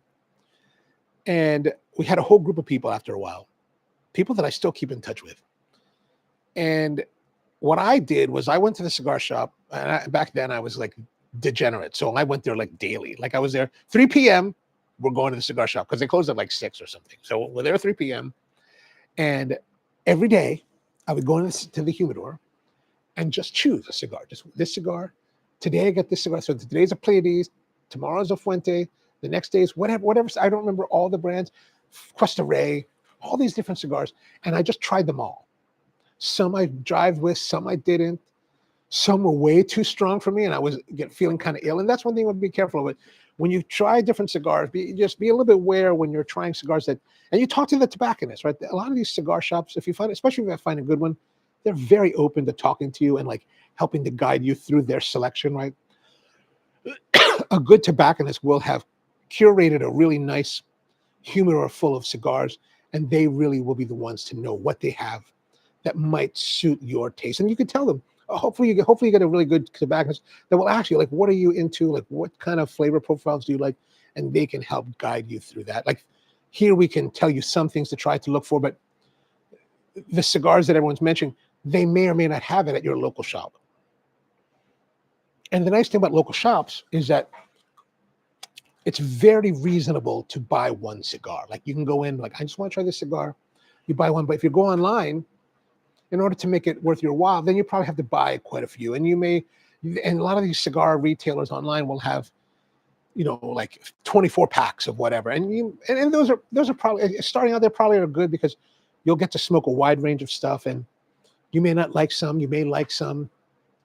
But that would probably be the way. But if you don't want to put that kind of expense right away, I would say go to your local cigar shop like once a week or whenever you want to go and just try what they have in stock. And then you build your repertoire from there, right? It's just about building experience and time with the cigars to learn. And that to me, that's one of the easiest ways to do it. George Brightman says it's an Ecuador-grown Connecticut shade wrapper that has good flavor, but no, still the but. Tony says, I like the Cabaiguan as well, but Oliva is a little bit milder. I agree that the Oliva is better thanks to milder body. Okay, there we go. Tony says, both the Cabaiguan and the Oliva are my morning cigar choice. Oh, there you go. And here's the thing. So, Side Hurricane, one of the things that to bear in mind, like, while most every one of us are just enthusiasts, George and Tony are true tobacconists. And George is one of the legends of the business. Like if you look at old issues of Cigar Aficionado, business development, there he is right there. Oh, I looked it up. I don't know. I told you this the other day, George. I think I told this to Cyril. I was like, I found some old issues of Cigar Aficionado from the 90s, and I kind of looked at it. I was like, there's George. Oh, there he is, right on. So we're going to light up a little more because this has kind of gone out. And I'm using what I call the Cirillo technique. So here's something that you're going to have at some point in time, Side Hurricane, is that at some point in time, you're going to be smoking, and maybe you won't be smoking as efficiently as you might try to, and your cigar will go out. And you can see here, there is an ash in there, like the cherry would be inside here. For many, many years, and this is only in the last like 5 years that I changed this, I would squeeze it and squeeze out the ash and the stuff in there, and you'd get this kind of cave effect, this hollowness. And then I would light it this way. That really introduced a lot of acridity to your cigar. But Cirillo one day was like, man, you should try this. Just light around the edge with your lighter or your match. Get the edges lit.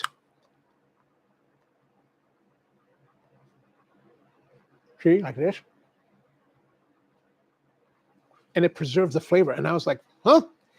And I tried it. Man, I've never gone back to that other relighting style again, because it's true. It really does hold that flavor, because whatever, by pressing down on all of this stuff, it just, George can probably explain why it's happening. I can't explain that. I don't know enough about the mechanics of it, but it just kind of makes it taste acrid and just nasty for at least another like few millimeters of your cigar. And then it kind of sometimes will level out, but sometimes it won't. And partially that's probably because when you get that acridity from these burnt tobacco leaves, and you get that, and you start sucking, it's actually flowing through your cigar, so it's getting that flavor in the other leaves, so it just kind of lingers. It's not very nice.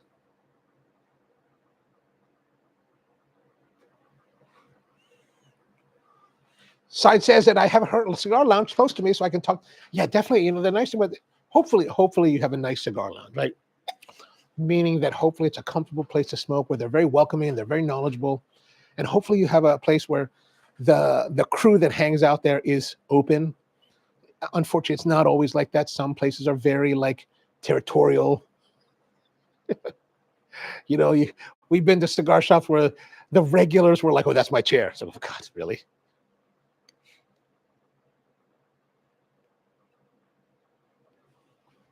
And hopefully your cigar lounge has good ventilation, right? Like, to me, ventilation is the paramount thing for cigar lounges. Like, if I go to a cigar lounge or any cigar place to smoke and it's like so smoky, I'm like, oh God. To me, it's just very unpleasant. It's very unpleasant.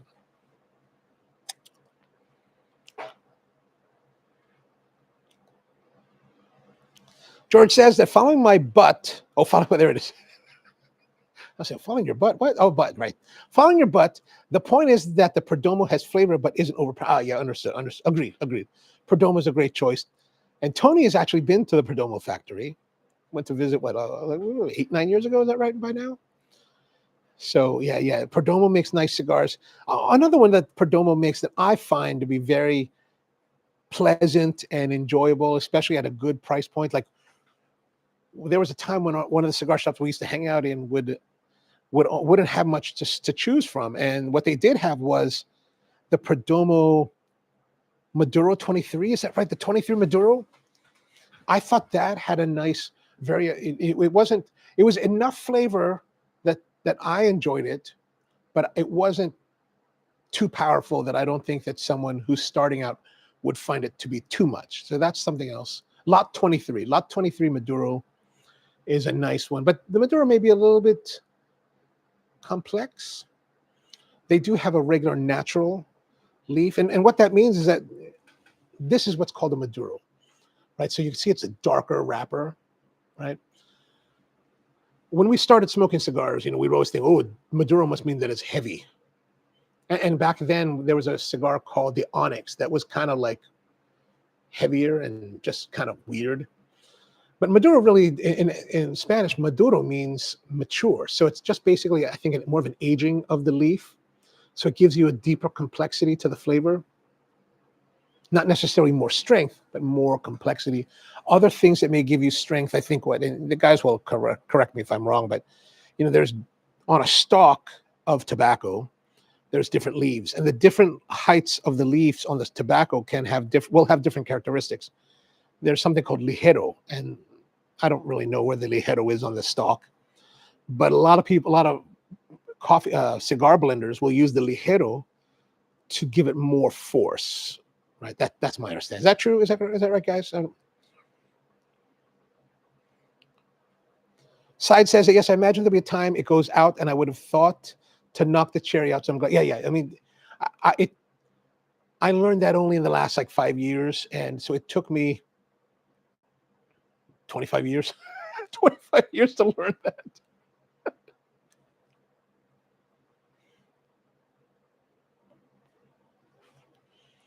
Tony says 2015. Is that when I learned it? 2015? That could be. George's asking, where are you located in town or general area? Maybe some of us know some. Oh, there we go. That's a great way. That's a great thing to put there. In Southeast Georgia. Oh, Southeast Georgia. Oh my, I don't know Southeast Georgia. George probably knows Southeast Georgia. I don't know Southeast Georgia. Tony says longer fermentation time on a Maduro wrapper and definitely gives you more richness and necessary strength. Also gives you more sweetness. There you are. And so what Tony means by the fermentation is that after the leaves are harvested out of the field, so they're grown in a valley typically, right? Because their tobacco is a low-level crop. That's why Maryland and Virginia are have been very suitable for tobacco production over the years. They're like low level. So in a lot of these countries, like the Pinar del Rio in Cuba, in Esteli in Nicaragua, also in Dunley in Honduras, where a lot of the tobacco is grown today, as well as San Andres and in Mexico, and I don't know the area in Dominican, but in Dominican, they're all like low-lying or low-altitude regions, valleys, and that's where they grow. So they harvest them. They harvest the whole. I think some are harvested by the full stalk, and then some are just harvested by the leaves, and then they're bundled together, and then they're typically put into open barns. At least here in the Mid-Atlantic, up in Pennsylvania, they do a lot of tobacco production still. So they have these open air barns where they will hang the tobacco from the rafters of the barns and let the gentle breeze. And this will typically happen like in August, September, and here in my part of the country. And then they dry out. And then finally, when they take them to the factories, they will then put them into piles. They'll pile up all of the leaves, what they call pilones or pyramids. And or actually pilones is not pyramids, but pilones are basically like, the pilones means kind of like, the cones, the pylons, like we have for traffic. That's kind of the translation. And they'll stack them. And by stacking them, the leaves start to ferment and generate heat and do fermentation. And then they'll restack them and move them. And there's a whole like artistry to doing that. And that develops the flavor of the tobacco. So the longer they do it, the more maduro it becomes. George says ligero is higher up. Okay, gotcha. So gets more sun and it's oilier with heavier body. There we go. That's why. Okay, there. See? Oh, you were at Perdomo in 2015. 10 years ago. Wow. Gosh, time flies by so quickly. So quickly.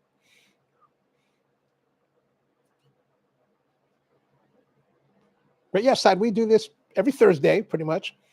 And we smoke a cigar and talk coffee and talk whatever kind of stuff happens our way. So glad to have you. Good to see you.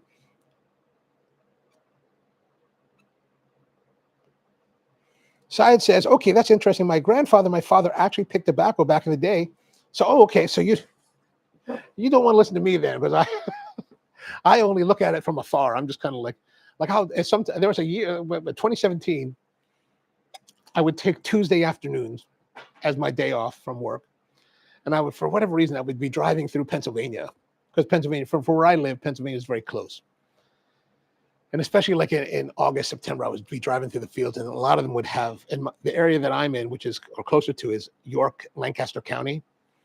And they grow a lot of the Pennsylvania broadleaf. So you could see the broadleaf that we use in cigar production, like out in the fields. You're like, whoa, that's the broadleaf. I've always meant to go back there during that time of year and talk to the farmers themselves. Be like, hey, can I take a tour? Like, who are you, man? I'm just a dude.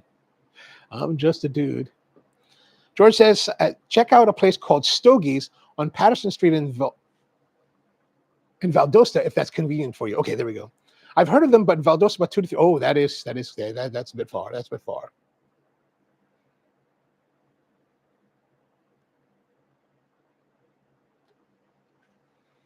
I'm presuming when you say Southeast Georgia, that means you're closer to Florida?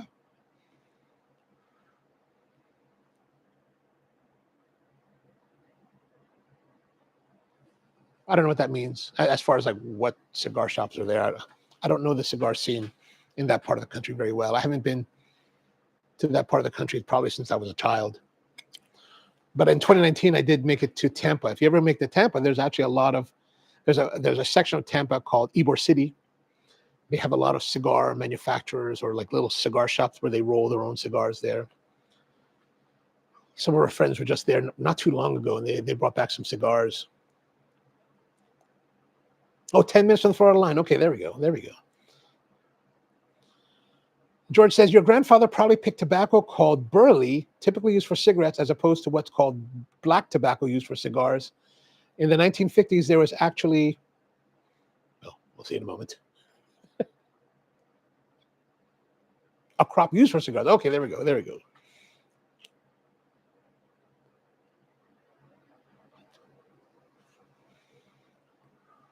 All right, so we're well into the third. And so I will do the second. The cigar itself hasn't really changed. It's been fairly static, very, very consistent. So I'm still thinking it's good plus, 7.5 for flavor. And the body's still the same, 7.5, pretty low as far as the body goes.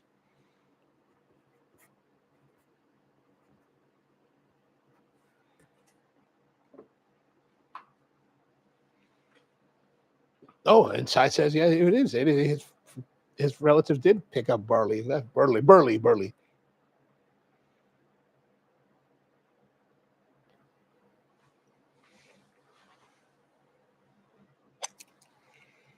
Yeah, here on the show we do we do a different cigar every week. And last week's show, which was the first of 2026, we did a recap on a lot of the cigars we did, as well as the top cigars for the year. And there's a link on that show's notes from last week that has a link to the spreadsheet. So I keep a spreadsheet of all the cigars we reviewed and their scores, and then the ranking. I think you could sort through it yourself and see what the rankings are, unless it's already sorted that way. I don't really recall. But that might be a guide. And that's one thing to consider. Like, since I'm the person that's doing the smoking and the evaluation, like you kind of have to take whatever I say or whatever anybody that reviews cigars, you should always take that with a lot of salt, because what I might think is stellar or what I might think is dog rockets, you might actually like. And even if I think that something is a dog rocket and you're like, oh, that's really a great cigar, it doesn't diminish the fact that you enjoy it, right? That's it. Cigars is very much, I think, a personal experience that is tailored to your personal tastes. So that's why it's kind of, we can only give you like ideas on what a cigar may taste like, but it may be different on your palate, and what you eat may affect the way your palate perceives a cigar at any time, right? So like sometimes if I, like, for example, if I know that I'm going to have a heavier cigar, I will make sure that I eat maybe a substantial meal before I start. That way I have something to rely upon to prevent me from getting ill. Because if you ingest too much of like the nicotine in the cigars, you can get rather ill, like, like heaving. It's terrible. It's a terrible, terrible thing.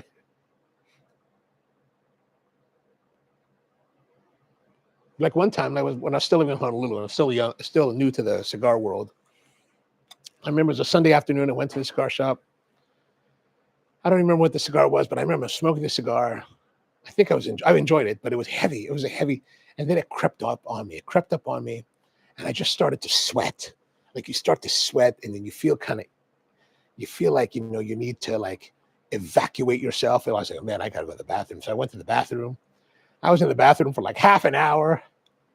And it's one of those things where you're like, you just gotta like get everything off. So I'm sitting in the stall, buck naked, and just sweating and like just miserable, just completely miserable from nicotine poisoning. And I came back into the shop, and the guy, my friend who's running the shop, was like, "Are you all right?" I was like, "Oh man, do you mind if I lie down for a while?" So at that old shop was like this 1,000 square foot, like 20 by 50 foot space. And they set it up so that there were counters on the left side when you walked in. There were counters on the right side. Everybody, almost all the stuff was on the left side. Very few was on the right. So I was like, do you mind if I lie down for a while? He's like, yeah, man. And I crawled behind the showcases and just slept for like an hour. I was like, it was really terrible. It was just horrible. Like, and sometimes, and even now today, even recently, I'll have cigars that are maybe a little bit heavy, and I've smoked them too fast. Like when we were at Capitol last time, Payam gave me this Davidoff Late Hour Churchill. And man, that thing was like, I was like, oh God. When I finished that cigar, I had to drive home. It's like, for me, it's like an hour drive. And I was like, that was a long drive home. I was like, oh man. So yeah. Side Hurricane says, yes, I remember my first time trying to. It's like that. It could be like that. It could be totally like that.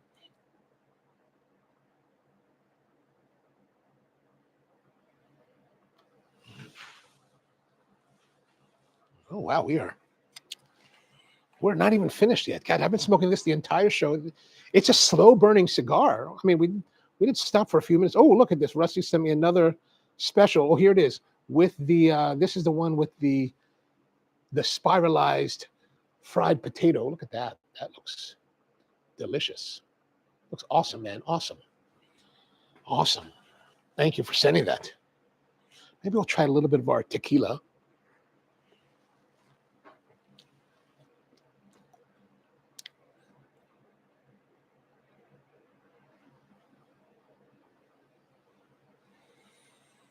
But yeah, I do recommend, like, if you could find a nice shop, like, I think that's really a key, because especially when you find a crowd of smokers that you can get along with, like, there's a great level of camaraderie. Like even here in Baltimore, with our crew of cigar friends, like, we've all known each other now like 25 years, but it's still a very tight group, So it's really really a great experience, and it's really a great way to connect with people. And because, you know, the nice thing about a lot of cigar experience is that it's really about relaxation. So you just kind of sit around and talk and just enjoy a cigar. And some people are very like technically oriented for cigars, some are not. And, you know, you can find like a nice balance between everyone. Side says that I have heard of tequila dipped in cigars. Would you recommend that? I would not recommend that. Like this cigar, I don't know if you joined us, if you had joined us by that point, when I dipped it in this tequila, because Tony was like, you should dip it. So, all right, let's try it. It did not enhance the performance. Like I think it detracted from it. I think it was, in this particular case, it was better to puff and sip and let those flavors come together than the dipping. Now, part of that started up because I was talking about how in the old days, we used to go to the cigar lounges and order port wine, and we would dip the port wine. And that was really a nice time. But in this particular case, and it's always going to be situational, right? It's not going to always be the same. It's not always a blanket rule, because everything can be different. But in this particular case, with the Clase Azul and this Erez cigar, it was not, I don't believe that it did not enhance the experience.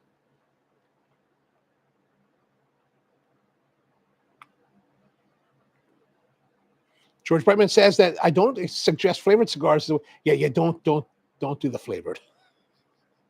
I mean, you could try them and see them for yourself, and if you enjoy it, then you certainly, that's very legitimate.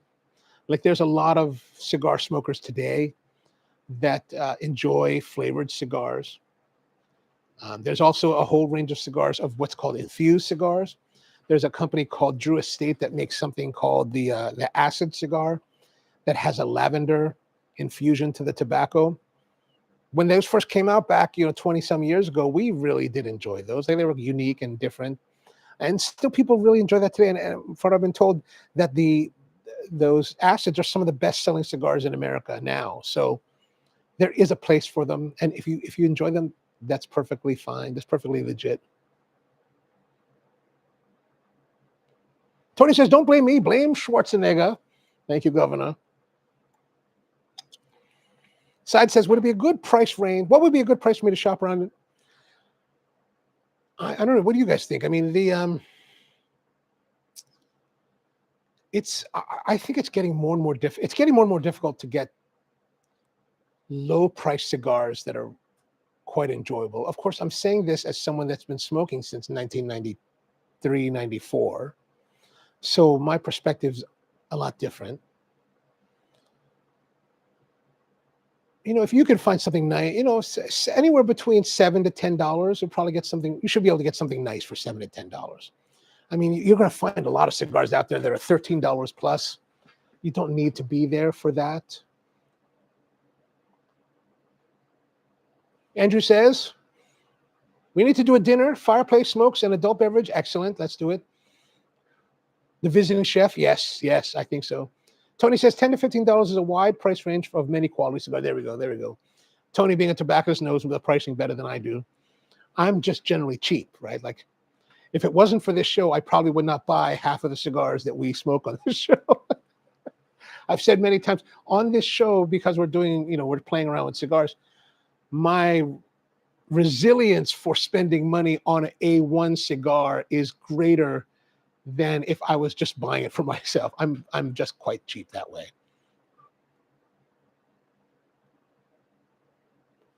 George Stem says that 2 guys at our lounge dip their cigars in eggnog. Oh, I shake my head, but if they enjoy it, more power to them. But I do give them hell about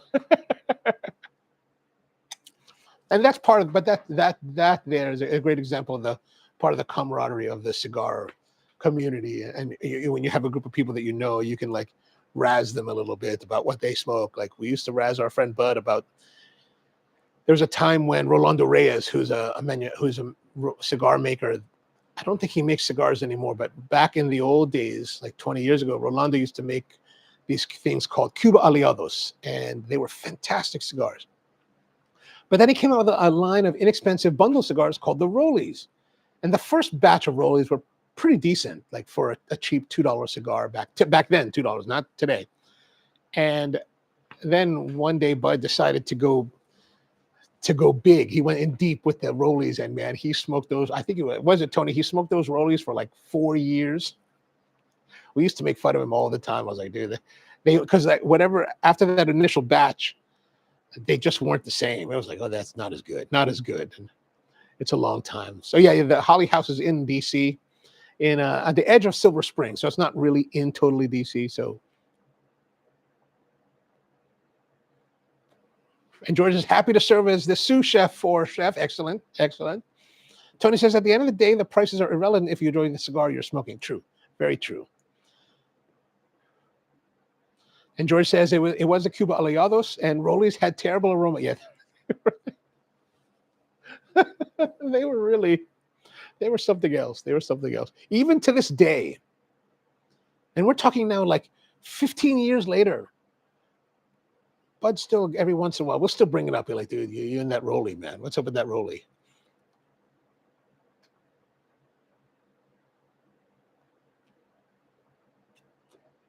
Smelled like dirty socks. Oh my. I mean, maybe the second batch definitely was that bad. Tony says, I don't think that the rollie was as bad an aroma as the National Brand. I did not have the National Brand bundle. I don't know what that sound. I don't know what that was like. I don't know.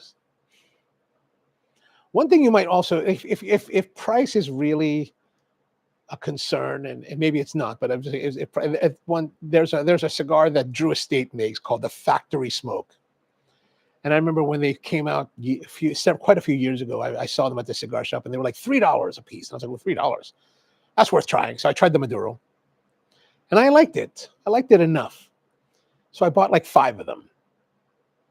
And smoked them all. And you know what? After those 5, I got another one. And man, it's one of those cigars that after you smoked a few of them, you're like, okay. And then I just couldn't smoke them after that. I was like, this is not for me now. It's not for me. I just didn't, it wore out its welcome. I was like, but it happens. It happens. George says National Brand Segundos were horrible cigars. It was like the dog poop on fire.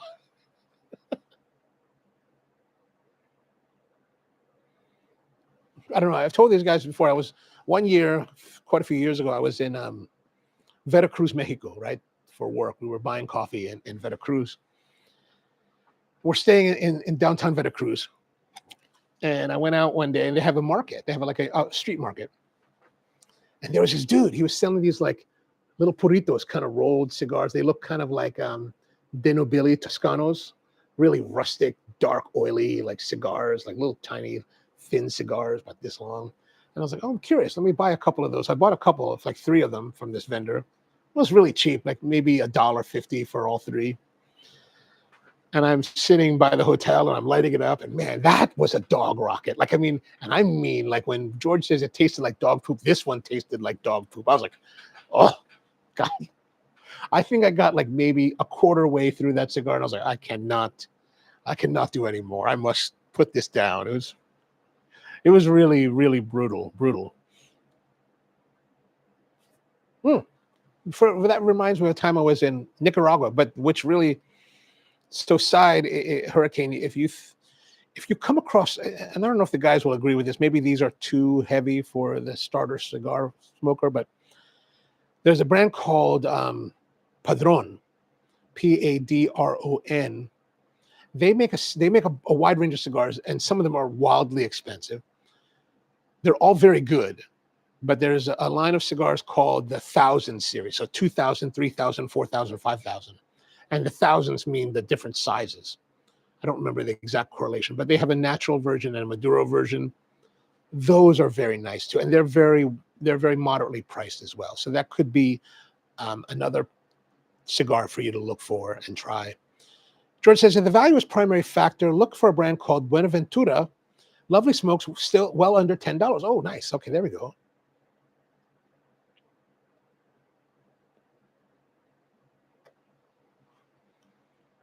I mean, we're still going with this, and it's that remember early on I was talking about how there was a light fruitiness to the cigar that was just kind of this undertone. Maybe it's because I haven't had the tequila in a while. Maybe because we burned off whatever tequila was in the tip. But that light fruitiness has returned at this point.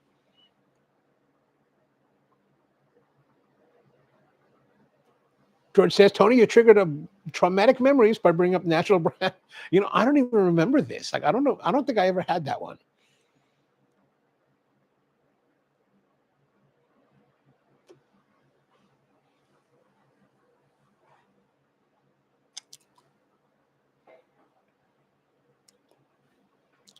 But sounds like a challenge. Sounds like a challenge.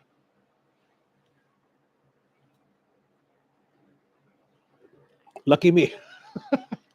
Yeah, I don't think I had that one.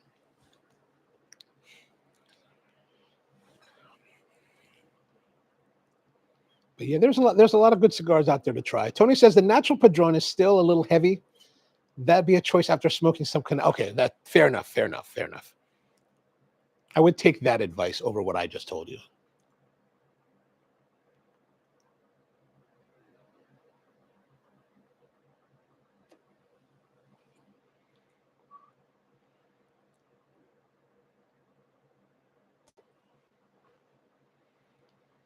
I mean, I gotta say, this cigar, for as undramatic as it has been, it's a $9 cigar. And, the amount of time that it's taken us to smoke this, it's, if length of time is the value, this is delivering right now incredible value because we are past our normal 10 o'clock time. We'll continue until we get a little bit lower because we want to see the whole thing, right? We want to see the whole thing through. George says that the choose the Dominican made cigars with blonde Connecticut wrappers, and you should be fine. Oh, that's a good point. That's a great point. That's a great point. Yeah, that's why I think the Fuente green labels are a nice choice. And I think that I think still today those green label cigars are approachable for the new smoker and still good enough for like people that have been smoking for quite a while. I think there's still enough oomph to them. There was a time when I was thinking that maybe that wasn't the case, but I think I've revisited my thoughts on that.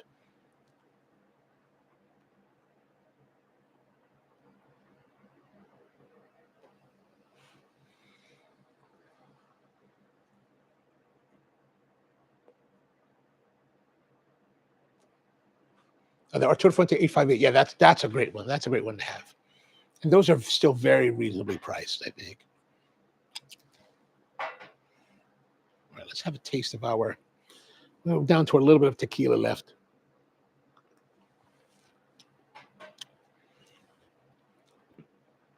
Clase Azul, still very sweet.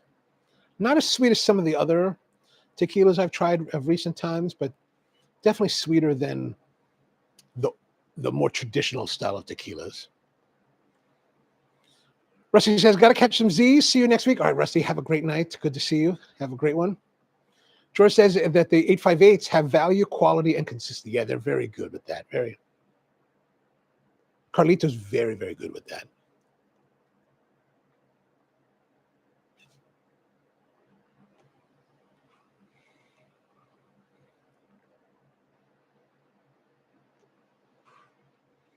Still, even though we're almost all the way through this, there's still a tightness to the cigar, right? Like this cigar has been a little bit tighter than the cigars we normally have been smoking over the last year. Definitely one of the tighter ones. So you got to have a little more suction on it to get the smoke production you want.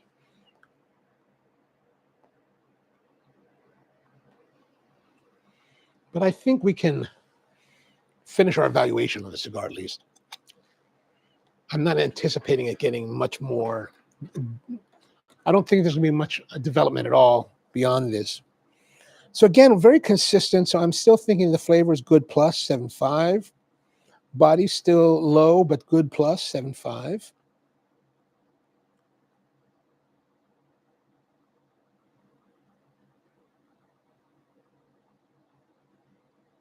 Wait a minute. Did I count that right? Oh, yeah. 9, 12, 1, 7.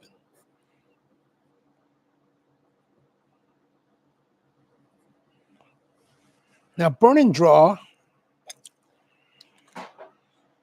Draw has been tight. Burn has been medium. So I'm still going to say 7.5 for burn. Consistency, now it has been very consistent. Like the flavor delivery of the cigar has been very consistent throughout. So I'm going to say that's probably 8.75. Very good plus.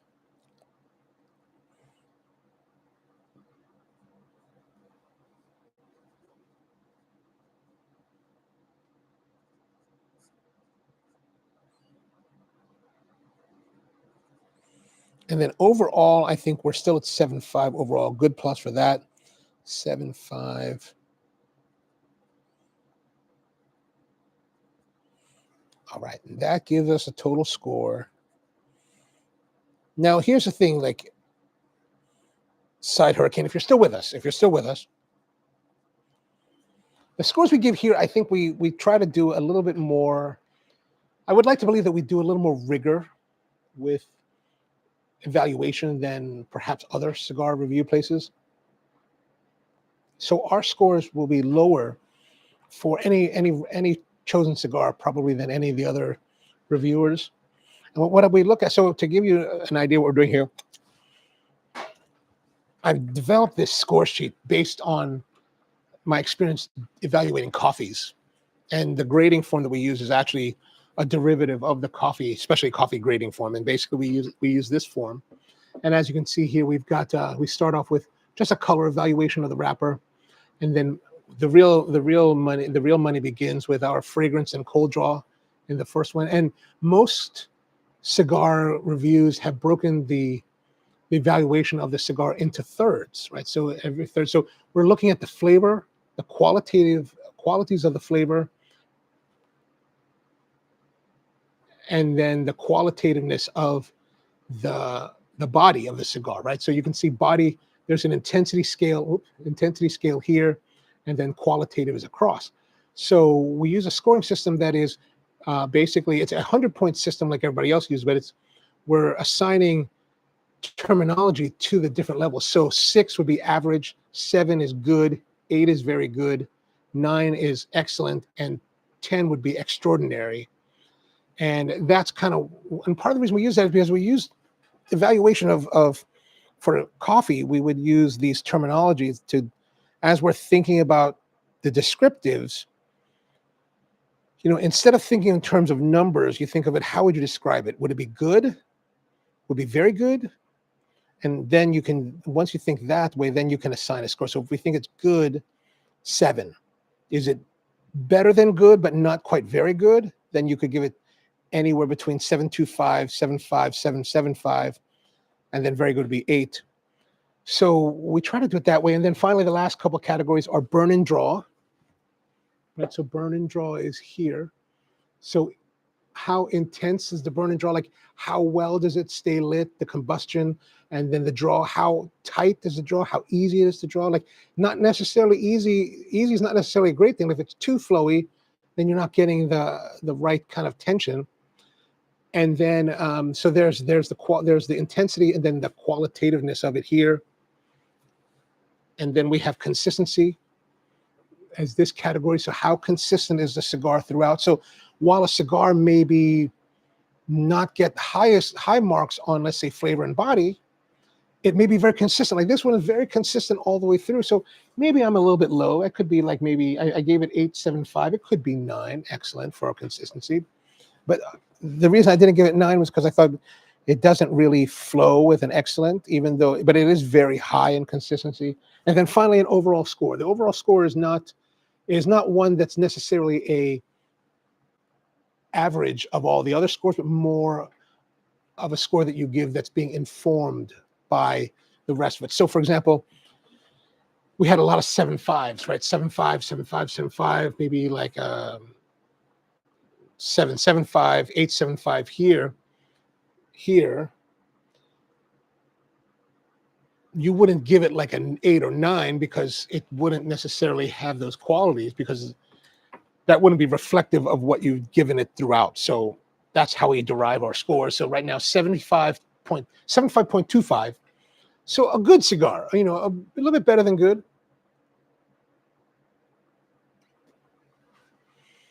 George says, good night, Rusty, but try to pick an upcoming 3-day weekend so we can host you and ho and enjoy some great food. Excellent, excellent, good idea.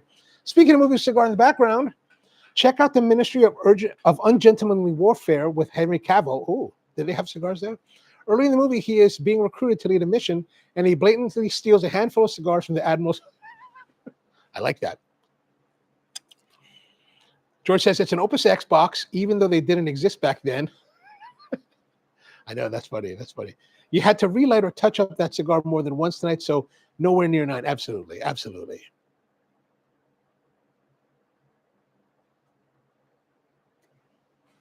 All right, well, that's our cigar, the Ezra Double Corona Maduro Edition, a 6x58 cigar, about $9 MSRP, made in the Dominican Republic for this guy Ezra down in I think he's in Miami. I mean, definitely quite a departure from last week's Trinidad 55th anniversary. Quite a bit of different cigar. But yeah. All right. Good night to you, George. Everybody, good night. Side Hurricane, thank you for tuning in. Good to see you. Hope you come join us again. And back again next week with another Thursday night hang with the Coffee and Cigars crew. So hope you come join us, 8 p.m. Eastern time. And like I said, I don't know if it's going to shut off immediately and become private, but we're going to find out. So hope you have a great one and see you next time.